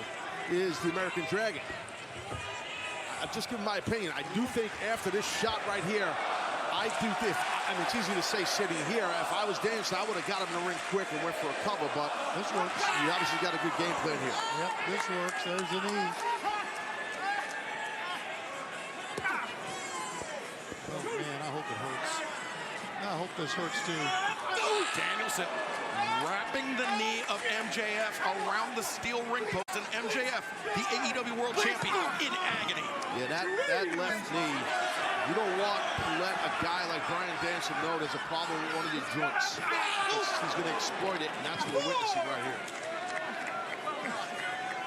MJF writhing in pain on the mat as Danielson, this is music to Danielson's ears.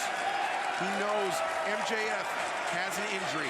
Bryan Danielson knows he has something on the world champion, something more than MJF's insecurities to exploit.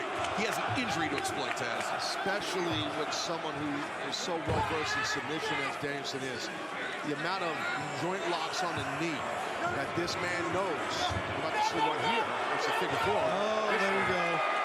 The pain that Max is in. Oof, forget it. Yeah, we'll see what type of man he is here. Now, we've seen how great a condition. Covered. And MJF. I say cover, but no, he just dropped to the mat while he was trapped in the figure four. I hate you! I hate you, son of a bitch! I hate you!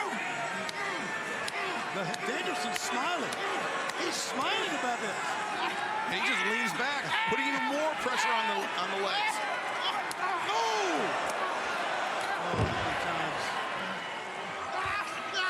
And Taz, as Danielson raises his body off the mat, he puts even more pressure on the knees.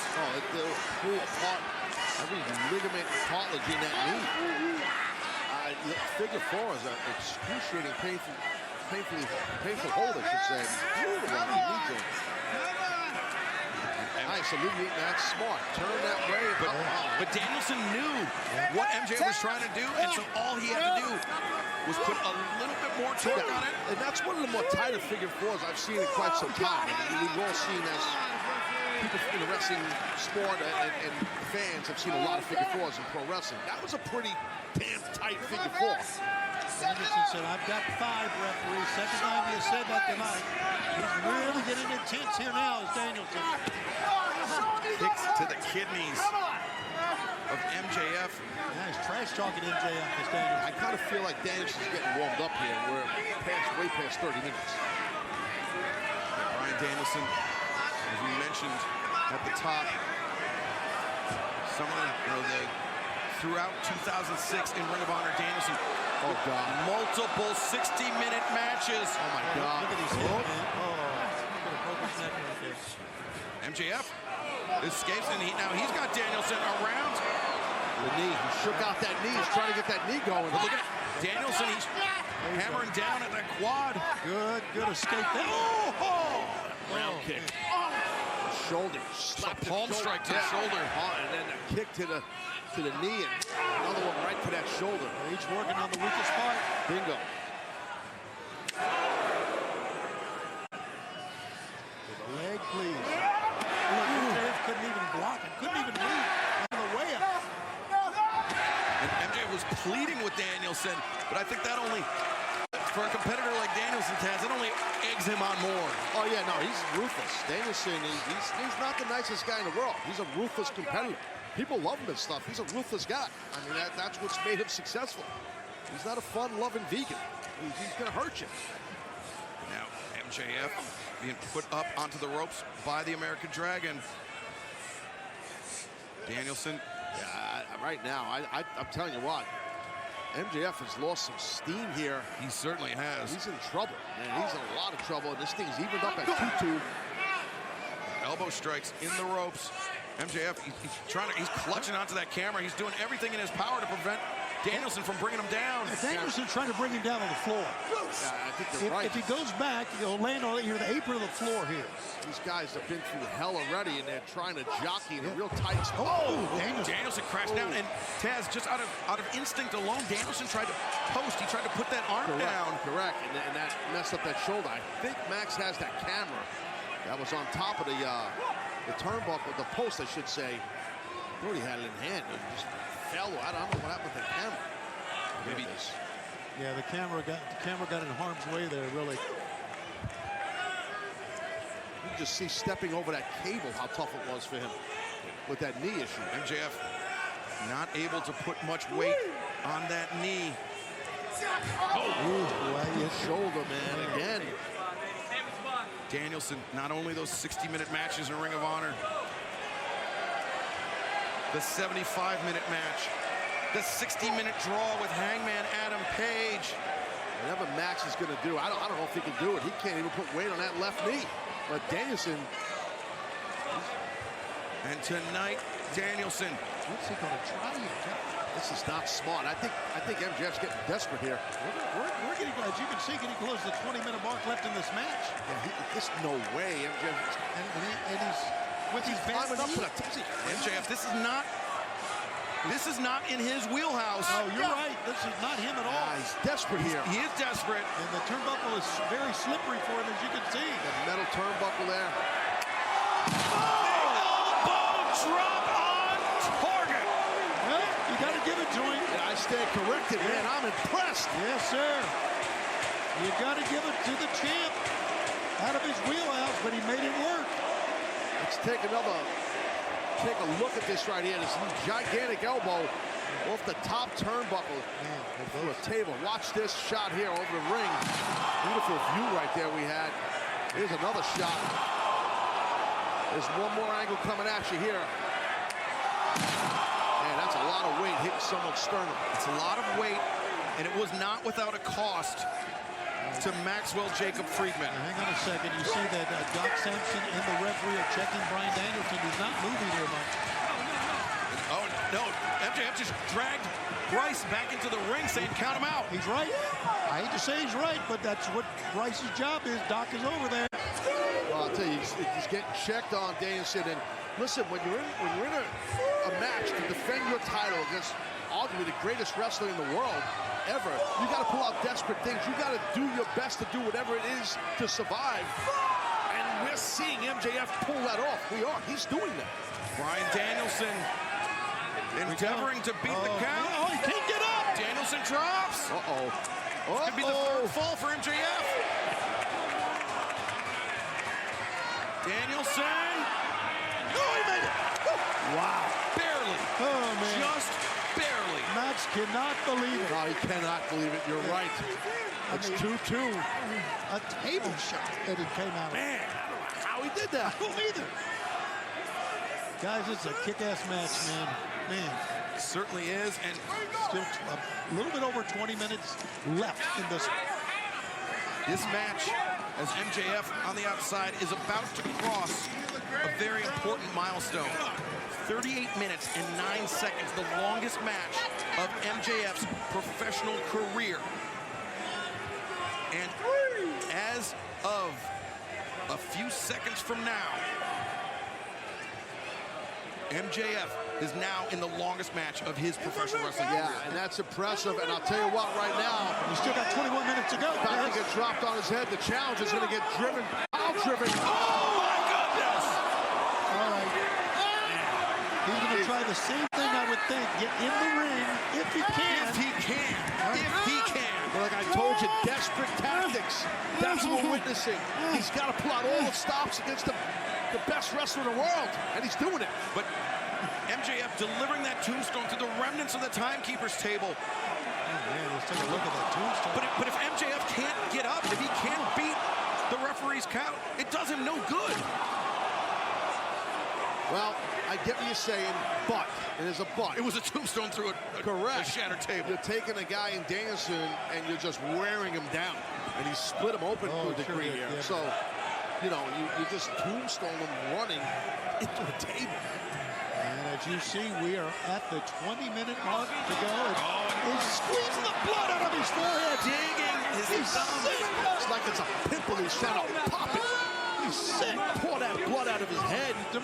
He's desperate, and he's got to be desperate. And he's pulling out all the stops to retain. Shows you how important being a world champion is. Good call. To MJF. Yeah. 2/3 of the clock has elapsed in this 60-minute Ironman match for the AEW World Championship. MJF, Seeker, he stuck him. It's going to be 3-2 here, guys. 1, 2, 3-2. 3. There you go. You are right, man. MJF. But look at this, MJF, rather than going for the quick pinfall attempt again, the damage done to his knee so severe. He couldn't even. You're right. He had to get some separation from himself to his opponent. Okay, guys. Now if you're MJF, I'm sorry to interrupt you, Taz. I think you put in the deep freeze, don't you? You stay away from Daniels. I think so. You play keep away. You play prevent. That's right. Yeah, it's just prevent Jones. Yeah, you just. But hell, he's not going to do that apparently. They were so excited. I'm moving the table around. See, the water thing. Again, like I said earlier, if you're just rinsing, I get it. But if you're swallowing that water, man, that's going to really affect you. I mean, just rinsing your mouth is. Everybody who's playing sports knows that. So I don't know if it's smart he's doing that. And that's the thing. I mean, MJF, he was a standout high school football player. He knows. He does, but he's in the battle of his life against champions right now. But I get what you're saying. But he was an athlete, so he should know that. But look at his punches. Wow. They are oh my God. And it's only serving to open that laceration on Bryan Danielson's head up wider and wider. That's a look of an evil man right there. I don't care what you said. It's a look of an evil man. Look of the devil. Absolutely. He's an evil man, and he is hell-bent on leaving San Francisco with that championship. And he's in a great position to do it. There's 18 minutes left. He's up 3-2. And you got Danielson that's hurting and bleeding. And now MJF turns his attention to the arm, the left arm of Bryan Danielson. I would cinch it, and it's, again, I'm armchair quarterback, and I would cinch in an arm lock, shoulder lock on him, and just keep him in it. That's you! You're the best in the world! You fucking suck! Do you understand me? I'm the best! I don't know if that's smart. I don't know if you want to motivate or start firing up the challenger. Again, I think Max is so desperate right now. I think that it's in his head. You said the word insecure. I think that's it. I do think that's a big part of what's going on here. Say hi to Bernie and Buddy! Say hi to him! And now invoking Bryan's children's names. I told you this would happen to Dada! I told you this would happen to Dada! I feel like MJF knows that he's in the catbird seat right now. He's got the advantage. He's got the lead. But is he becoming unraveled? I'm the best in the world. Me. A little bit. He's definitely becoming unraveled. I mean, that's evident, right? I mean, we're seeing that. I think that's a problem. Just my professional view. He's becoming himself again, is what he is.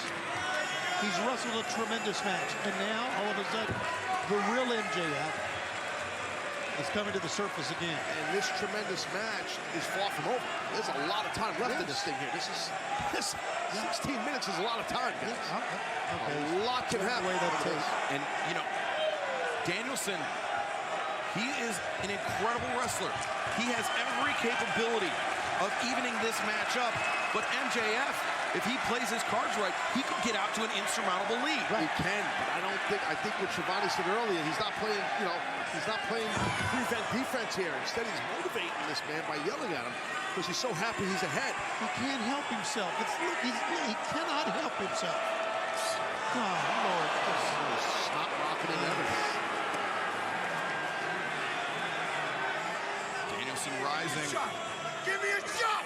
Come on, give me your best shot, Dragon! Whoa! The paintbrush, but the headbutt, and Danielson immediately drops to his backside. Headbutt right on that open wound. Yeah, I'll tell you what, impressive. It's impressive. Gotta stay focused, Max. Just stay focused here.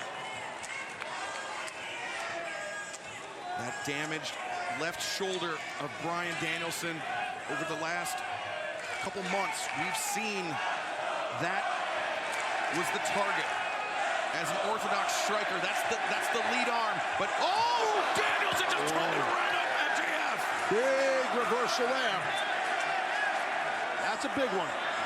We are 3/4 of the way through this 16-minute Iron Man match for the AEW World Championship. And MJF has a 3-2 lead, but maybe not for long. Danielson needs a pin. He needs a disqualification. He needs a count out, but he still has time. He shouldn't rush that much. Danielson perhaps on the verge of a count-out fall. There you go. Take it right now. Oh, no. What is Bryan doing? Oh, whoa. Yeah, he's letting his emotions carry him away here. Yeah, this might be a big problem here. Bryan Danielson. If he misses it, he did it. Connects off the top to the floor. And we are over 45 minutes into this match. There was nothing fancy about it. Danielson just threw his body at MJF. And here it is, as you just said. That's the perfect way. You can look all over the place for a lucha name for that. You're not going to find it, right? That is just do what you got to do. But MJF rises up with the elbow strike, halting Danielson's progress up to the top. These men are exhausted, physically exhausted, and they still have over 13 minutes to go, and they're just going. Danielson. Ooh, good job. Escapes between the legs, and MJF a very rough landing. Yeah, to say the least. Bryan now. What is Danielson? He got one. He's straddling the rope. You don't see that much. Well, I would think that just the way he's hooked on the ropes, maybe a simple superplex. Oh, no, he's thinking. No. Oh, I know what he's going to do here. Danielson thinking spider superplex. Yeah, exactly. Good call. Oh, but Danielson, he didn't want to take the impact on himself, so he hung his legs into the. He hooked his legs on the inside, and it took a moment to rise. But Danielson rise he does. And the fans are encouraging him on. Look at him. Got a long way to go to get MJF. Long way. Bryan Danielson. Diving headbutt. And it just. But again, not without its own cost. Correct. You got to figure his shoulders feeling that. Right there, he's grabbing at it. He's bleeding. The clock is dwindling, and MJF opened up by that head-to-head contact. Oh, man, you're right. Danielson, 2, and no! That's a big wound right there. That is. Oh, yeah, wow. Yeah, he's gaffed open. Now, Taz, earlier tonight, we talked about how some competitors shrink when they taste that iron of their own blood in their mouth. This is a test for MJF. How does he react? Yeah, it looks like he's shrinking. To be honest. Yeah, to be honest, he doesn't. He's in bad shape. It's pretty obvious. It's a Gordon Soley Crimson Mask is what this is. It definitely is. And I think that the challenge is fixing to come flying across the ring with a knee strike or something. Get him. No. Oh, good move. There it is. Psycho knee. There it is. How Danielson scored the first fall. Bryan Danielson. Here it goes. The bell lock coming. Now, Danielson paying homage to his mentor as MJF. He's got to tap here. Yeah, he's got to. You got to live to fight another day. You got some time left, man. Just tap. The blood streaming out of his eyes, and Danielson draws it level. He had to. He had to. I mean, it's tied up. You got a little bit over 10 minutes left. He had to do that. He should have tapped quicker. 3-3 with about 10 minutes to go. Why have more damage done to you? You know, I think that was smart by MJF. But Taz, here's the thing. Danielson, when he had that locked in, he was also putting pressure on his own shoulders, Bryan Danielson. Yeah. No, you're right. Right here, Bryce Remsburg lets both competitors know where we are because they're not looking at a scoreboard or anything. Danielson going back to it once again. MJF, you can see the pool of blood forming below his face. Trying to get that arm. Oh, man, Get that arm bar. How about this? He fired right back. Yeah, the salt of the earth. Good move by MJF. Sitting through with it, too. I believe I said that. MJF cranking back on the arm. This has been his game plan for months. And that shoulder is worn out. Danielson has got to either roll into him or roll through. Danielson rolls through. Now the lapel lock attempt. You got to underhook that. He's just blocking here with that right arm. You know, he's bleeding. He's so slippery. Yeah, I was going to say, the slickness of the blood becomes an issue. Right. For Bryan Danielson's grip, but right now, MJF, making that, get to that rope. That desperate army crawl. Danielson turns it around. Yeah, he's not going to get away. He's going to have to tap again here, I think, man. That's going to put him in a hole. Oh, he's so close. Come on, drop that right hand. Got to hang on, Max, here. You got to get to the rope. You got to roll, dude. Sit through. He's worn out, though. The lapel lock is in. Sit through. Danielson gets turned around. MJF falls. Now salt to the earth. Good transition. Exhausting the call. MJF, you can see digging in his heels, wrenching back on the left arm of Bryan Danielson. Hey, man, the challenger didn't expect to be countered a couple times here on the mat, but it happened. And Tony, I think that blood may have been the only thing that allowed MJF to slip free of the grip of Bryan Danielson. You're right on target, Excalibur. Right on target. Hold it back. Got it locked up. He got it scissored up. If he could turn. Look at that shot. Look at the blood on the hand. And this is where the weight advantage of MJF comes into play. He's able to anchor Danielson down towards the center of the ring. It's a big advantage having a pounded advantage on your opponent in a grappling match. And hooking the arm, preventing that rope. Oh, man. Snap his arm, dude. And Danielson trying to get his hips underneath him. Danielson getting stretched. Let's call it as it is. Bryan Danielson still fighting on. He's digging in his hip. He's trying to extend that left boot to the rope. I got to break the hole there. Good job. Good match sense and ability to get to that rope. That's very rare you see Danielson utilize a rope for a rope break instead of a counter. But I give the man a lot of credit for doing that. He's smart. He knows he got caught.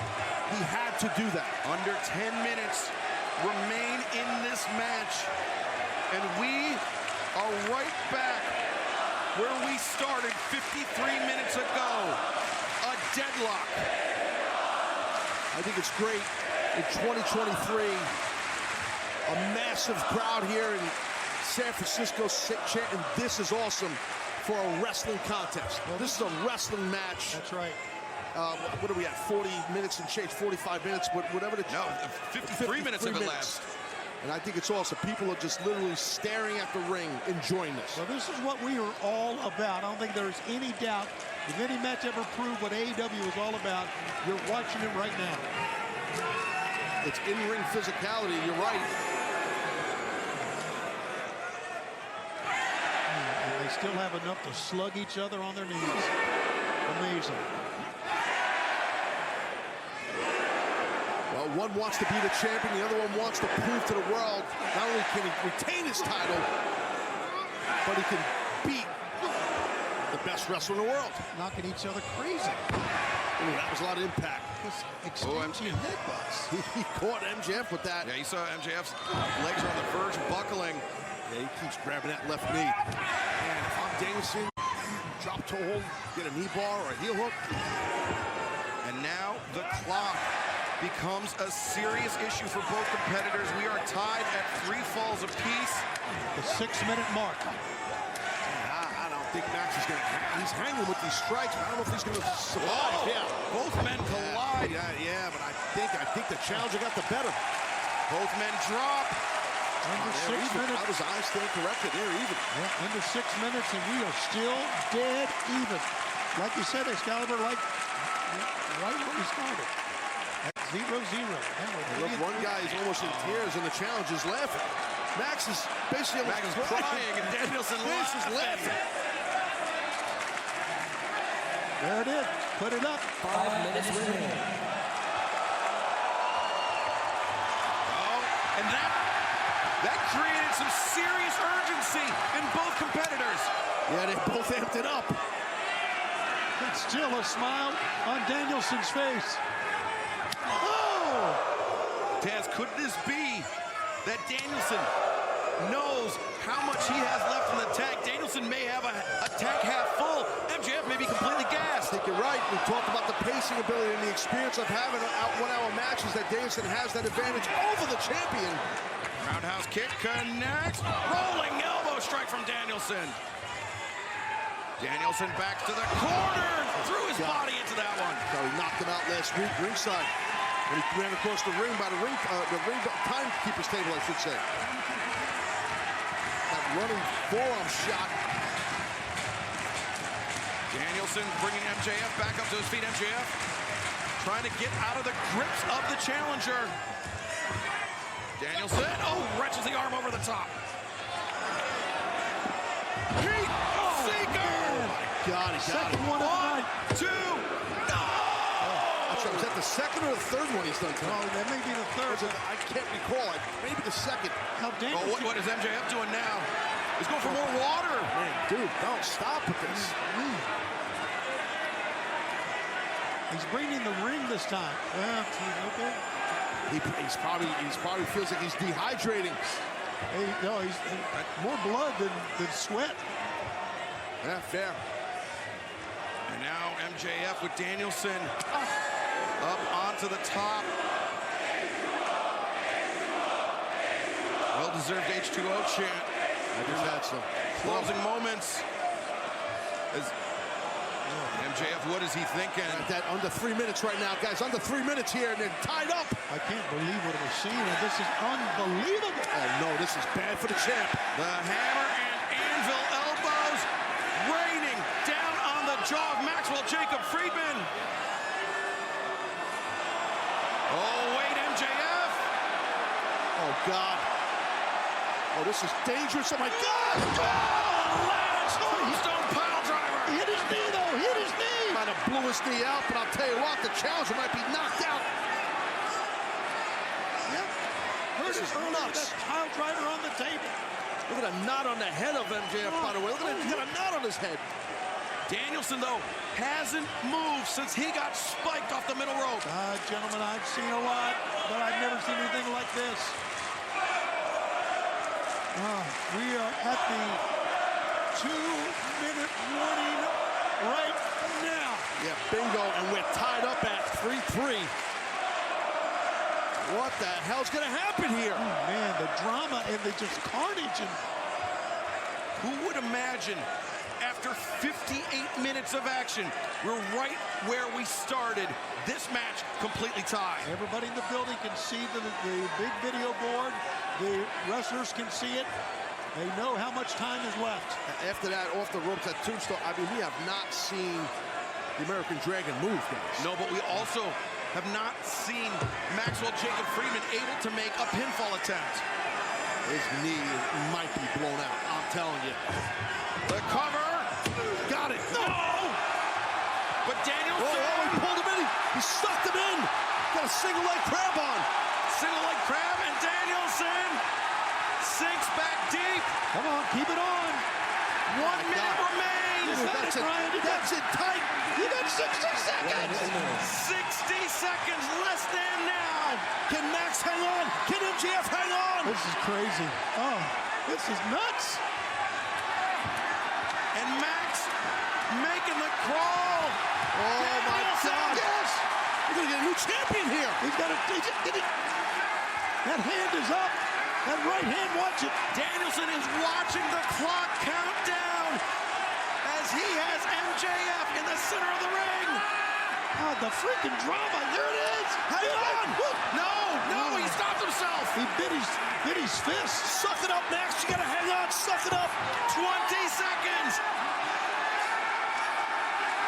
15. Can he hang on? Oh, my God. 10. The left hand. Oh, he shouldn't have. He hooked the arm. He hooked the arm. I thought the left hand.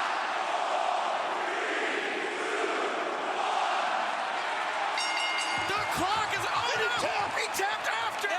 No, the time elapsed. It don't count. Ladies and There's no gentlemen, way. the 60 minutes have expired. Because the score is tied, this match is a draw, and MJF is still your AEW World Champion. Wow. MJF outlasted Bryan Danielson. Tony, I got you. Go ahead. MJF still the AEW World Champion, a 60-minute time limit draw. All right, I'm getting some communication here. Just hang on just 1 second.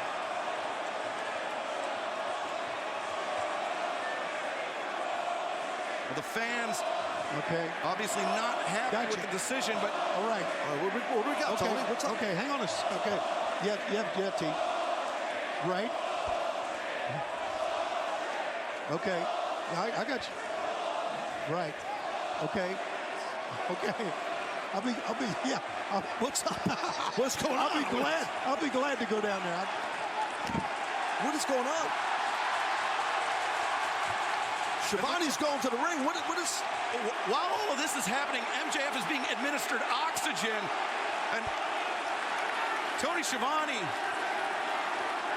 want to talk about a cat that caught the canary? Shivani's got a...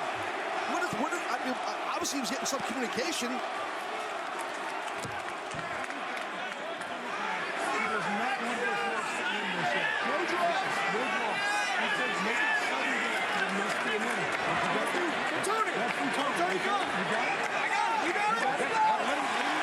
You heard that, dude. Ladies and gentlemen, may I have your attention, please? Tony Khan will not allow this match to end in a draw. Therefore, this match will continue for one more fall under sudden death rules. Let's go! That's awesome! High drama in San awesome. Francisco. Great job by TK. I love it. Let's go! The bell has rung. The medical team has cleared the ring. And MJF is dejected, to say the least. He shouldn't be. He's got to get fired up, man. This is his go time right now. Sudden death. Oh, he just pushed the ref. Oh, man. Oh, wait. Oh, no, not like this. No. No way. Oh! Ooh, that was close.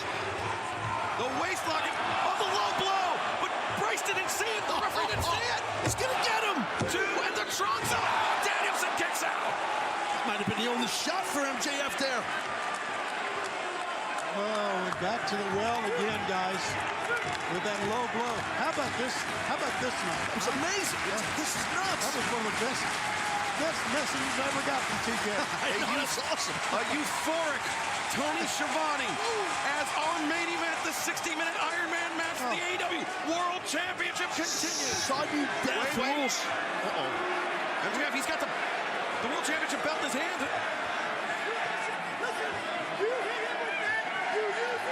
Bryce is telling me. Yeah, just told him flat out.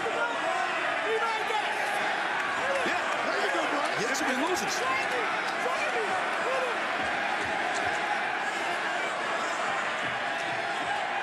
MJF not gonna get deep. Oh, the ring. He's got the ring. The dynamite He's got that freaking ring on. Danielson. Reverse Hurricane Rana. God. MJF on roller skates. Come on, Brian, do it, baby. We're definitely going to crown a new champion right now. There it is. Oh, my God. There it is. That's it. 1, 2, 3. Oh! The sucker kicked out. How the hell did MJF just kick out? What are we watching? We are watching an all-time gutsy performance by a man many underestimated in our world champion MJF. But we are watching an equally gutsy performance by one of the greatest wrestlers of all time in the American Dragon, Bryan Danielson. This is friggin' epic. I don't know how it's gonna end, but it's epic. And it can go on forever. So that's right. You're right. They've been chanting fight forever. They may get what they want. It's sudden death rules.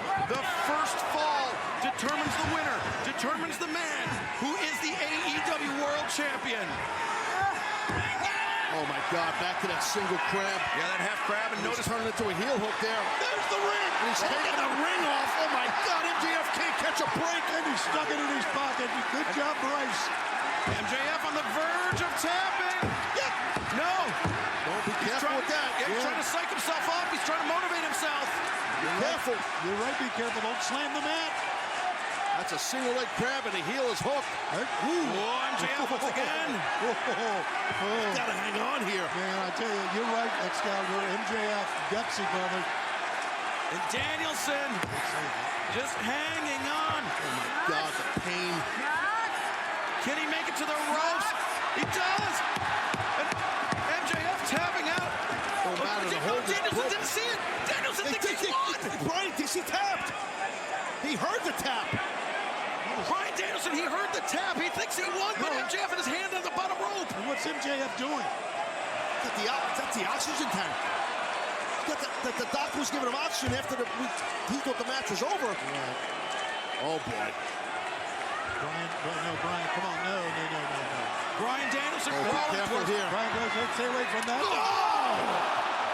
Oh my God. Did Bryce see it? He hit the evidence. MJF hit the evidence. The referee never saw it. No way he saw it. It could have been a right hand. It could have been anything. The referee never saw it. Never saw it. You can't call what he didn't see. And now, oh no, not like this. The lapel lock. The lapel lock cinched in by MJF. I think he's out already. I think you might be right. I think he's out already. He knocked him out with that with the oxygen tank. Just this thing's a steel. Oh no! Here it comes. Here it comes. No! Whoa! What more does MJF have to do here? Brian Danielson will not be denied. Danielson drawing out of the energy of this fantastic crowd at the Chase Center. This is the atmosphere here is amazing. But MJF, he hasn't let go. Daniel, oh, whoa! Wow! Holy shit! Oh man! Ladies and gentlemen, the winner of this match, and still All Elite Wrestling World Champion, Maxwell Jacob Friedman, MJF. First of all, I'm just telling you, you get caught sometimes in a hole after you get hit with a freaking oxygen tank. Right. And you get caught and you can't get out after over an hour of competing. But man, what an epic battle. Yeah. MJF, he made his game plan apparent. Target the shoulder. Target the shoulder of the American Dragon, Brian Danielson. Look at that shot right there with that oxygen tank. But, you know, Taz, we all predicted it. It was in service of the salt of the earth. Never did we suspect that MJF would use the lapel lock. No, and I'm pretty sure Danielson would think the same thing, right? He wouldn't think that. You do what it takes to win. I mean, whatever it is. Maxwell Jacob Friedman has done what many thought was impossible. He outlasted the American Dragon, Brian Danielson, in a 60-minute Iron Man match to retain the AEW World Championship. And I'll tell you, as a retired wrestler, I tip my cap to the challenger, Danielson. Amazing outing. Congratulations to Max. What a night. Thank you for joining us here tonight for Revolution. AEW is the home